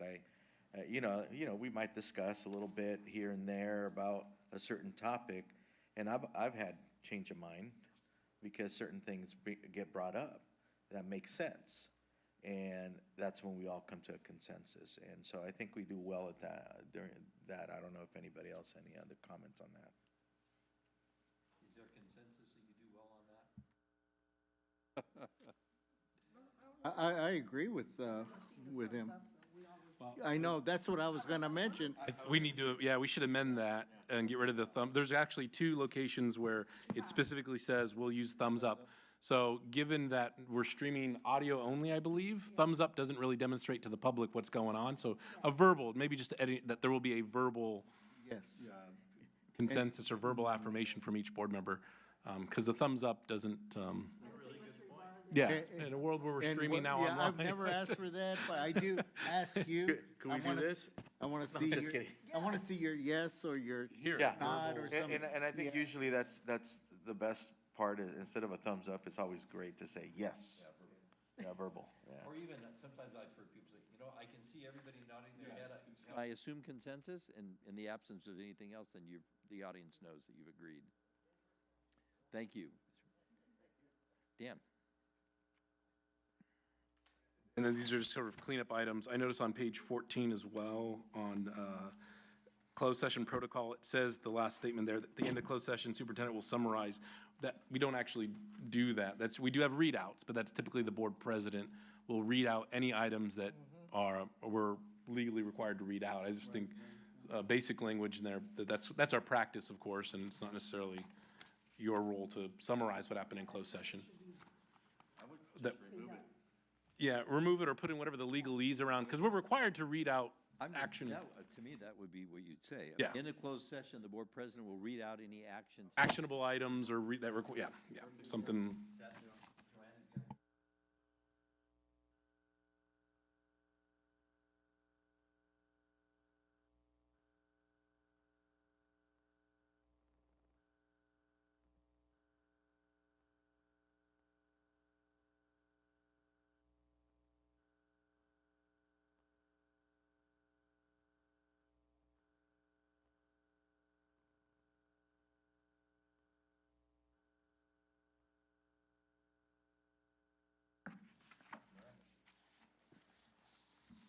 No, Joanne, you're not going to like this, but it just made me think about closed session protocol and that summary. There's a lot of action going on there and conversations sometimes, and I know I tend to miss things, and then when I go back and I see my writing, I think, dude, how in the world did you get through school? One, but it's pretty bad. And I'm not saying the board should do this, but at times I've thought to bring Joanne in there to help me so that I don't miss something, because I don't want to miss, what happens in there. And not the action, I'll just say that each board president and Mr. Ibarra does a phenomenal job of taking notes. But there are some times that I certainly miss something, and I go back and I think, what just happened? And I definitely don't want to miss something intentionally. But when there's a lot of conversation, sometimes emotion is high, right? And stressful, and you're trying to manage conversation. It's tough, and I think, oh man, Joanne would have been awesome in here, but I know that's never been the protocol here. So I wanted to use this as an opportunity just to bring that up, because I brought in, for example, Katie Orloff has come in to discuss certain very confidential situations, because she's a communications director, and obviously she needs to be there for that. So I appreciate that, and she appreciates because she knows what's going on, versus hearing it from me, right? And then she's getting probably not the best summary, but I maybe something for the board to consider in the future. Right. Oh, go ahead. I was going to ask, just a point of clarification, is your, and thank you for asking, by the way. We want to make sure you have the tools you need to be successful. Are you asking for assistance in helping document for your, obviously it's your purpose, not for public consumption, but taking notes and making sure that you don't miss something that was shared, discussed, some direction, having some kind of record that you can go back to, and is that what you were requesting? That's exactly Okay. what said, Dan. Yeah. Because I think, and that's a fair request, you're right, there's a lot that gets said in closed session. I'll just share sort of my knee-jerk reaction, and I'm going to speak a little bit on behalf of Joanne here, if I may. Just given the nature of what's discussed, sometimes it's best to not know what you don't need to know. And I would hate to put an employee in a situation where they're privy to some very sensitive information, that executive level information that's not within their wheelhouse per se, or within their scope, that now they know and have to either keep to themselves, not share with others, not share with a colleague. It may affect a friend, somebody you work with. Folks may start looking and asking her questions, and that would only be my concern is sometimes plausible deniability is a great place to be as a staff member. Not that and trust me, I have full trust in Joanne's ability to keep things confidential, but that's a tough thing to put on someone. But are there other ways that, could we use technology? A secure way to record that, knowing that its only intent is for the superintendent, for you to be able to go back and, hey, I thought I heard somebody say this, but I don't remember exactly, can I go back and listen to it? That would be the other way, is utilize technology in some way. I know there's a lot of AI happening around, so perhaps something I can look at. And of course, bring it back to the board for permission, though, before I bring anything in. And that was going to be, Because this is a merging check, run anything by your legal counsel. Yes. Around AI, because as Yeah. Dan's alluded, once you start taking minutes, are they recoverable? Yep. Is it, Yep. I mean, how does that, I don't know. Exactly, yeah. Exactly, yeah, and, yeah, I mean, I think I've been pretty good thus far. However, there have been times where I definitely have. Would it help, and you don't even need this in Yeah. the form, but if there were a conversation, that was getting detailed, you were getting a lot of direction, can Joanne be invited in? For that period of time, instead of being a regular presence in every Right. conversation? You're free to say to the board, if I had Joanne come in and take some notes, I think I'm hearing. Is there a? I think that would be helpful in certain situations, if the board would be okay with that. I don't think on a regular basis I hear you loud and clear. I've, this year and the last, several years, I have ask Joanne and Jennifer to be part of executive cabinet to help me manage the communication. And that's why you've seen an improvement, honestly, because there's a lot going on, so they've been part of it. So, Yeah, I was going to suggest the same thing. I think Dan said the questions that I wanted to ask. But I think the bringing her in when there's a topic that you probably need, to have another ear to help you, I think that would probably be best. I don't know if and I'm going to speak on Joanne, on behalf of Joanne again, if she's ever seen, like when we put people on discipline or something, that she's just see numbers, no names, unconfidential things like that. it's just, yeah. All numbers, right? It's just employee ID. Okay, That's it. just wanted to make sure that was, but I think if you ever need her to come in and you think you need to have her come in, we need to probably get consensus from the board, but that would be something that I would suggest also. Is that something that, because you deal with so many boards, is that something that's normal to have? Because a closed session is closed session, and, it's mostly. Good question. I don't know that I know every board practice that I work with on that, because I'm not typically in closed session myself. Right. My sense is it's, just as you've discussed, it's a bit fluid. You might have your PIO in closed session if you're talking about a crisis communication. You Right. might invite a net services, so I would think it's more fluid is the norm, and I would invite my confidential secretary in if, as Frank alludes, if I had a situation, I thought, okay, this is getting a little complicated, I want to make sure I don't miss a direction. We do have executive cabinet in there, so they are helpful. We do after-action reviews for every board meeting, come back and say, what happened? What really happened here? What did I miss, right? Because that's my main thing is, what did I miss? Did I miss something?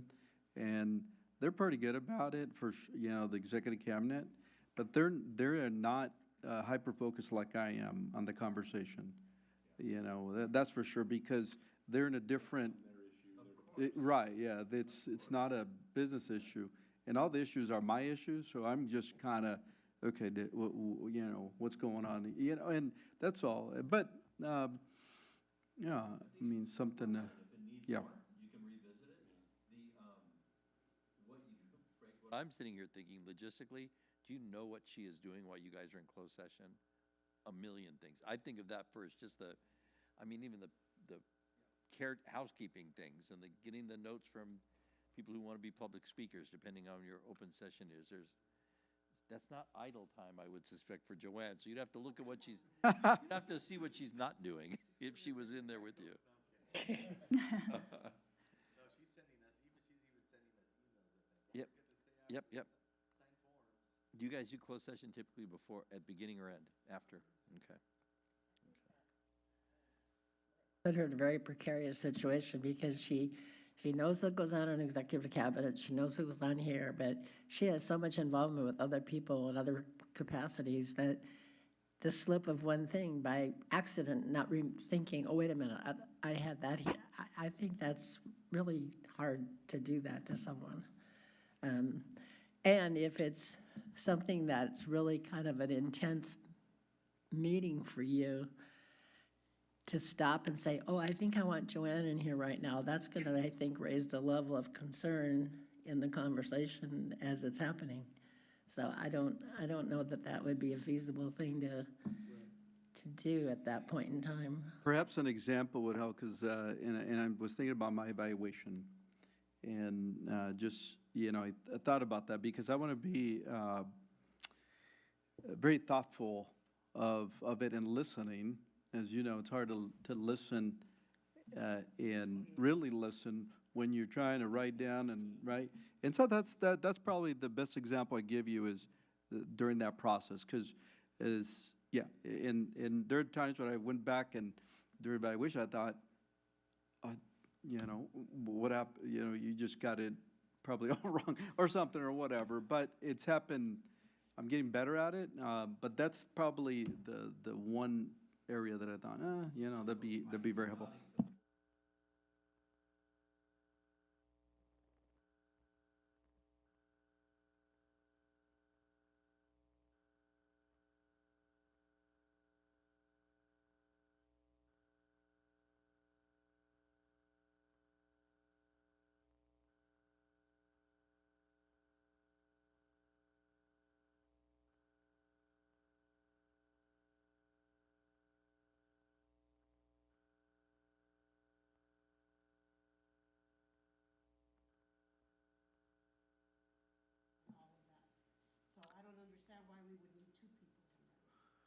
There's, part of the process, he comes in, and then there's a follow-up to that to clear it out.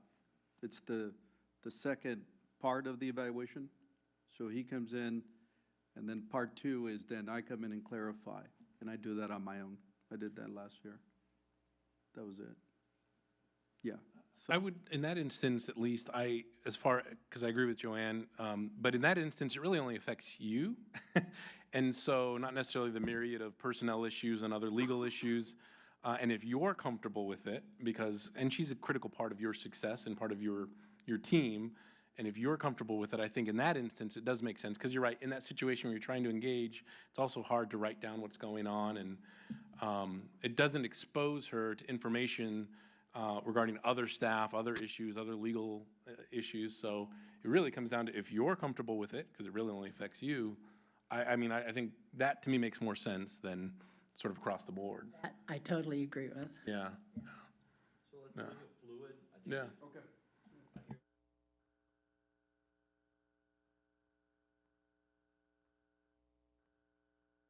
Okay, on page 15, board comments, it says the purpose of the board comments is to share with the public the events that we participate in.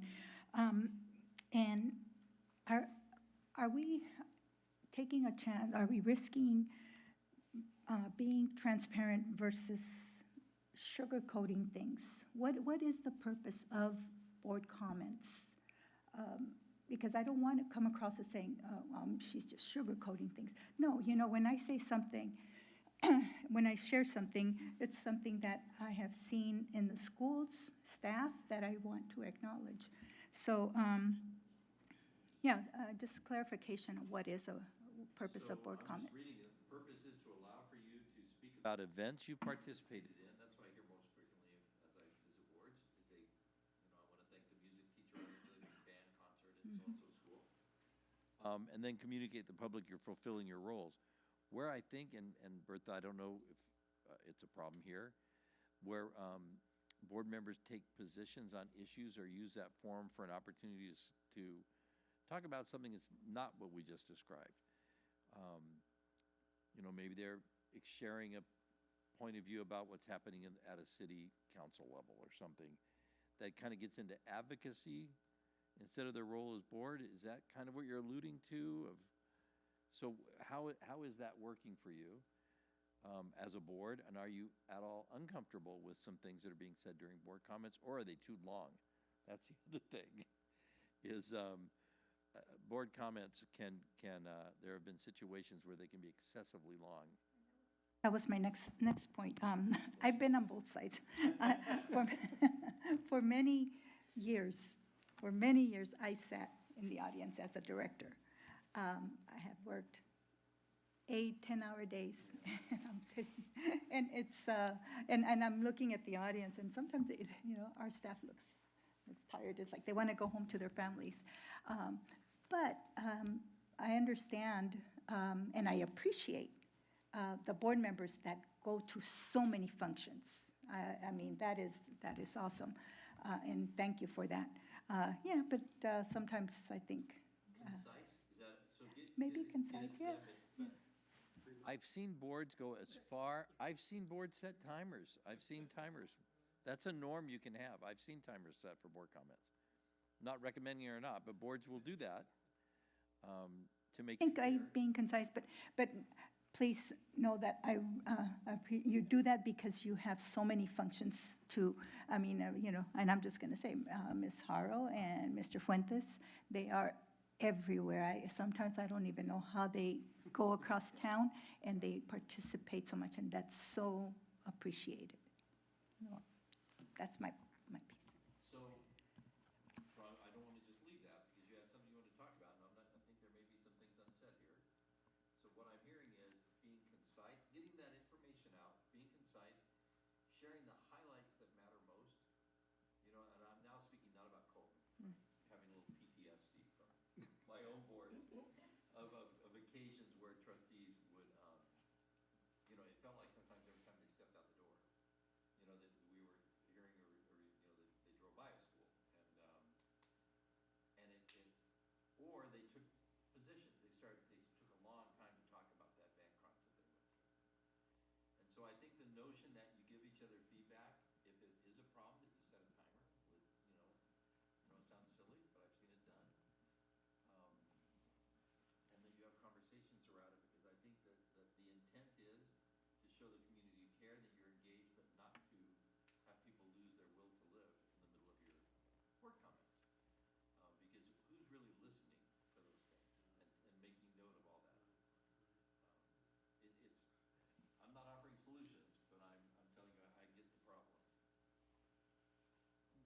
maybe that's an audit, a self-audit for each of you to do. Do you feel like you're being concise? Do you feel like you're saying what matters most?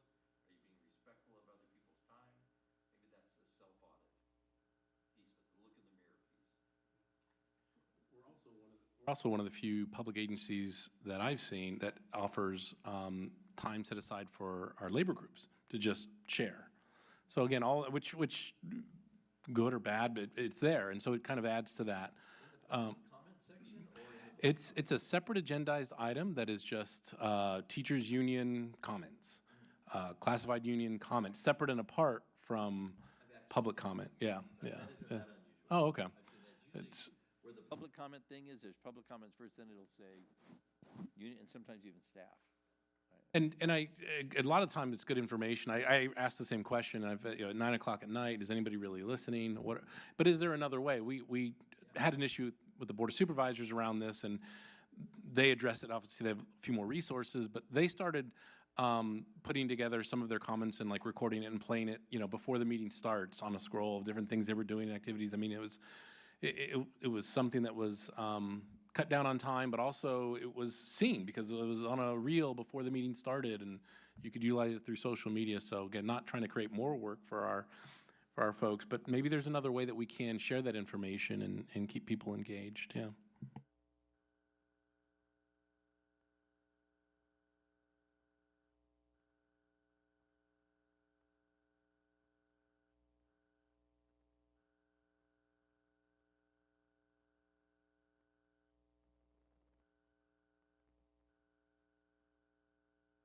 One thing I'll just mention really quick on that is that, Joanne takes wonderful notes, so we do pick up a lot from there, from the board comments.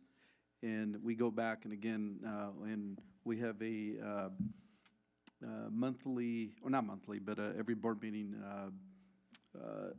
worksheet that we go through and go back, and this board member asked for this or made a comment about that, and then we discuss. Well, there's a lot of follow-up on it, so we keep track of it.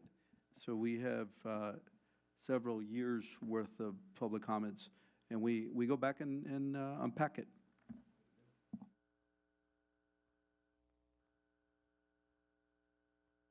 Yeah, it's a personal thing. As I read this under board comments, speak about events they participated with in their elected capacity, that communicates to the public that they're fulfilling their roles as community leaders. I shared the other night what I don't normally share, but I was feeling very guilty because I've been missing so much because I was so sick. And I felt like I needed to explain that. And I did. But then I went home and thought, maybe you shouldn't have said that. But now I read that, I'm glad I did. Because it wasn't just because I didn't want to. And I missed the graduations, you guys. It was, but the other night, thank you, Frank, I'm going to share this just because I want to. Bernie's granddaughter graduated from Sure High School last week on Thursday night, and thanks to my little iPod, or whatever it's called, I was able to watch that on the, what do they call it when you stream it? I don't know what you call it. Anyway, his granddaughter was salutatorian of Sure High School and gave a speech, and it was really neat. So I got to one graduation. I watched her get her diploma on the computer, and I figured out how to do it, thanks to Andy, bless his heart.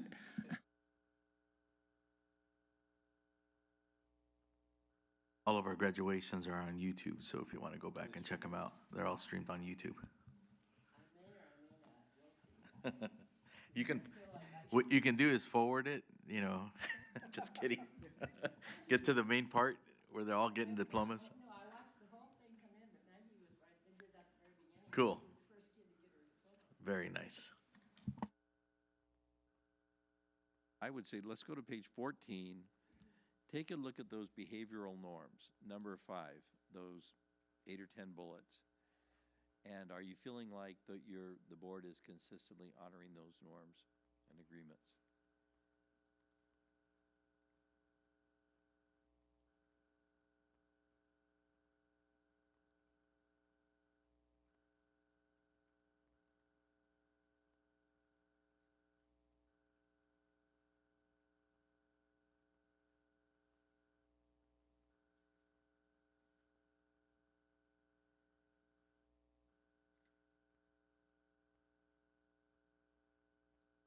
I think we're doing a very good job adhering to the norms. The one that obviously sticks out to me is adhere to time. Our meetings are regularly going very long. But I will say this, and I mean this truly, I don't think it's because any one of us, or even collectively, we're wasting time or we're spending too much. There is so much to cover now in the topics, and we are getting into very in-depth conversations about things around attendance, academic performance, behavior and well-being. I mean, there's not lost time per se. What we're talking about is real. It's just amazing how much now we have to deal with. And the number of presentations that you're legally obligated. Every month, there's another government-mandated presentation on scoring or tracking of data or another public hearing. So finding a way, and I don't know how we do this, but finding a way as best we can to streamline things or look at maybe that we want to kind of start from scratch. Because it can be tough going into closed session at 9:30 or 10 o'clock and having to make some of the hardest decisions after we've been going for 12 hours. Those are 12 to 14-hour days for us. So I don't have an answer by any stretch, and maybe it's really just going and looking at options and alternatives. But anyway, that's what I've noticed over time. Is we used to have those every now and again, and now it's every meeting. We're not getting home before 10 o'clock or 10:30 at night. And again, I don't think it's any fault of us. It is what we're now required, all the public hearings, all the disclosures, all of the presentations that have to happen. We So. cut the amount of presentations, but it seems like they're back. Well, and we do, and again, this is a good thing. We will do an hour of student presentations and certificates. I mean, an hour to an hour and a half. Those are good, and I love that we do those. But something's got to give somewhere. So I don't know. I do not have an answer, and it may be going all the way back to the drawing board and saying, what could we do? Because the actual agenda items, for the most part, we move fairly quickly on those, and it's the conversations that we have around curriculum and other things. I don't have an answer. I'm just saying, maybe that's something that we can look at. When I was saying presentations, I wasn't the student ones and the Yeah. employee of the month, those have to stay. Yeah. I'm talking about when we have, and I know we need the LCAP presentation and all the things that we have to do, but like if some presentations are heavier content than others, and maybe not put like 3 heavy ones all in one meeting, if we could move it from, because most of the time we do 2 meetings a month. If, the heavier ones can be split up possibly or something. No, I agree, and I don't know in terms of some of those, there's timelines associated where they have to get adopted by a certain time frame. So, yeah, I'm not sure. I think the state's been heaving more and more on us, and because we don't lose anything, we just get more. We get more regulatory work. I think a lot of what we're looking at is the learning curve, because they do put so much on us, and for us to be able to make decisions on things, right here, seek first to understand, then to be understood. I mean, we have to really understand it before we can make some decisions on it, and I think that's what we're up against, is there's so many things that we have to have more information on. Even though we get a great board correspondence every other week, there's so much that we don't understand, and we have to really hear all that, and it takes time. It's part of the learning curve. Unfortunately, they give us so many things we have to learn that it keeps on adding more and more. So, and I know Frank knows this, and again, I don't watch your board meetings, so I'm not making any judgment.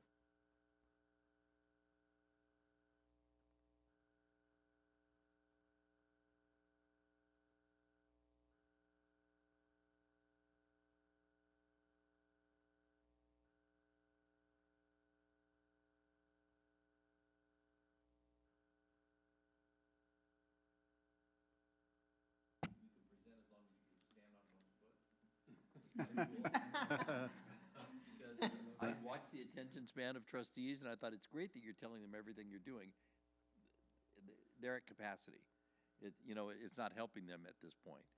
And so I think just working with staff to make sure those are tight and concise and the information they need to know may help as well. One of the things that we talked about, we have done a really good job of it as staff, and that's on me, is we try to structure the second board meeting as study sessions. Yeah, more information so that we don't overwhelm. And so we kind of, because of the requirements again, and then any presentation that goes to the board, actually, and I've killed my executive cabinet staff, I have them present in front of us, and we go through it. So every presentation, and that's been something, I don't want any surprises. I want to be able to provide feedback to them. Absolutely, we do it there, and it's been, that's definitely a protocol that we do. Something definitely, like even the last board meeting, I thought, okay, and I always try to figure out, okay, how long does it take? No, we're gonna push these presentations, and no, we're not gonna do that, and all that, and manage it. And because the last thing I want is the board to be tired when we go to closed session and make difficult decisions in there. For some reason, it's still a work in progress. So, the last thing I said is that we have decreased the number of special board meetings, and that's for sure over the last year when you look at the numbers compared to previous years. And so I don't want to go back to that. That is not the solution that I'm seeking. However, that's something that we are always constantly, you should see how much I've said no to that, no to this, no to this, for board meetings. And it's, sometimes I feel bad that I have to push this presentation forward, down the road, but it's trying to consider the board and how much you can process.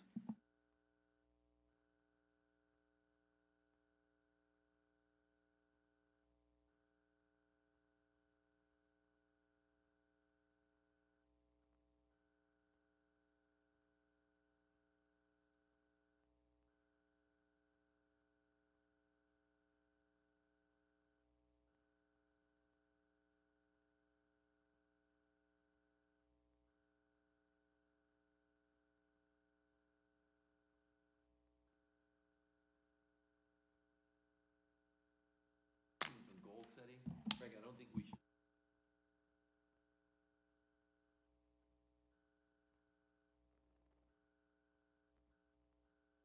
Question of the window and the mirror. So the mirror is, is there anything you heard or that resonated with you tonight that you thought, I'm going to think about my practice in that area of how I'm going to do better as like a personal goal, and would you be willing to share that with us? The next question will be, as a board, looking out the window, as a board, do we have anything that we think are good agreements for us going forward? So I'll share. One thing that I'm very proud of with every board member sitting here is that the conversations evolve around student achievement. We don't spend a lot of time on broken drinking fountains and we do spend time with sports, and that's important too. But what I appreciate about this board is, and that's my favorite part, is talking curriculum, talking instruction, what's happening in the classrooms. So for that, I feel very blessed, very fortunate to sit on this board.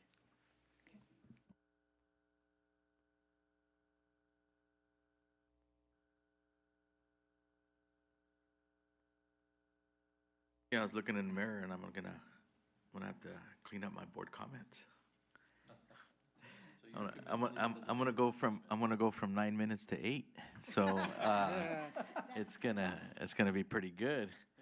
No, I think sometimes I do get out there a little too much, and I want to kind of represent everybody that I visited and stuff, and I think I just have to let everybody know, hey, come visit me on Facebook and Instagram or Threads or whatever I have as a social media, and you will find out what's going on, where I've been. I could just highlight a few of the schools that I went to, but I think I will be cleaning that up a little bit too. So, and that's what I wanted to share.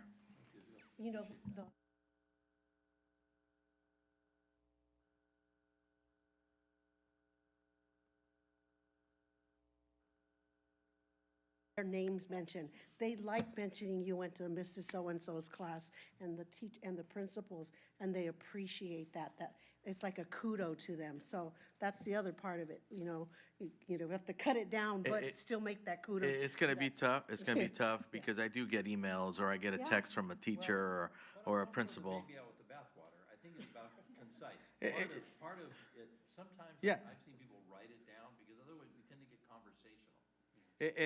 And I do write it down, but I think I write a whole book. But So the writing, it doesn't I just because Like that too. yeah, and I do, yeah. So it's one of those things that I just got to clean it up a little bit and try to make sure that everyone's acknowledged. You know, everyone that I've had the opportunity to visit. But yeah, sometimes I do get long-winded, in other words, or I'll repeat myself. But just cleaning it up and stuff, because I understand that time goes and it gets late and all of that, and that's understandable. You know, I've had some people kindly come up to me before the meeting and say, "Hey, man, cut it down a little bit," and that's pretty good. And you know, I don't mind that. And I've always been one of those people that takes that positively. Don't take it as I'm upset or in an angry way. I always take any type of criticism. I've always had that learn to take it as positive, and that was something that my dad always told us. Mijo, when someone comes to you and they say, "Hey," take it as a positive criticism, because that's going to help you become a better person. And so I will be, you know, I was and you know, and it's funny because in some of my leadership workshops that I've done, I've always had people look in the mirror to say, "Who are you?" You know, and now I got to look in the mirror and make sure that what I'm doing on the board is the correct thing, that my heart is in the right spot, and that I'm putting the students first. You made me chuckle sitting here. When I first came on the board, I was lucky enough to sit next to somebody who had to get up like 5 in the morning. And every time somebody would start going into comments, he would go, "Let's get this going, I gotta go to bed." And it was just priceless. And I think of that every time I'm doing comments. It's like, all right, I'll be quiet, I'll get moving here. So I guess you don't have that experience. So somebody who sits next to him next time, start doing that to him.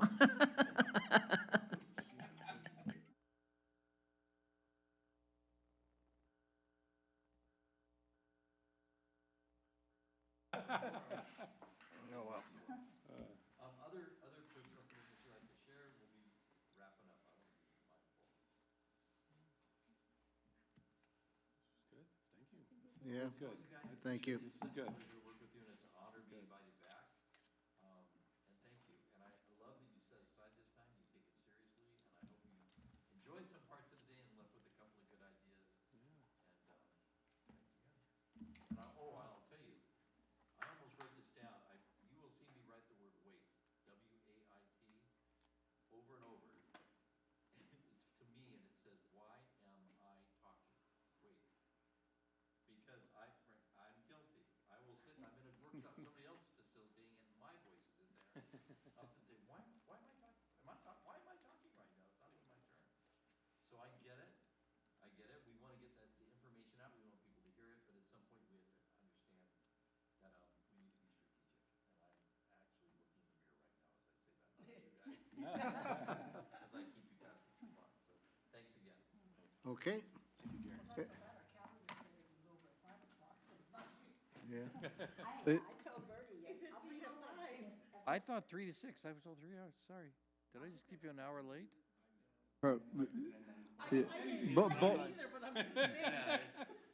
Gary, I was just gonna say this, look, Hour now. yeah. Last meeting was your birthday, this meeting is Bernie's birthday. Looking out the window, just I'll say this, that with this, the board that we have, the trustees, and I love looking out there because you see some of the momentum and things that are happening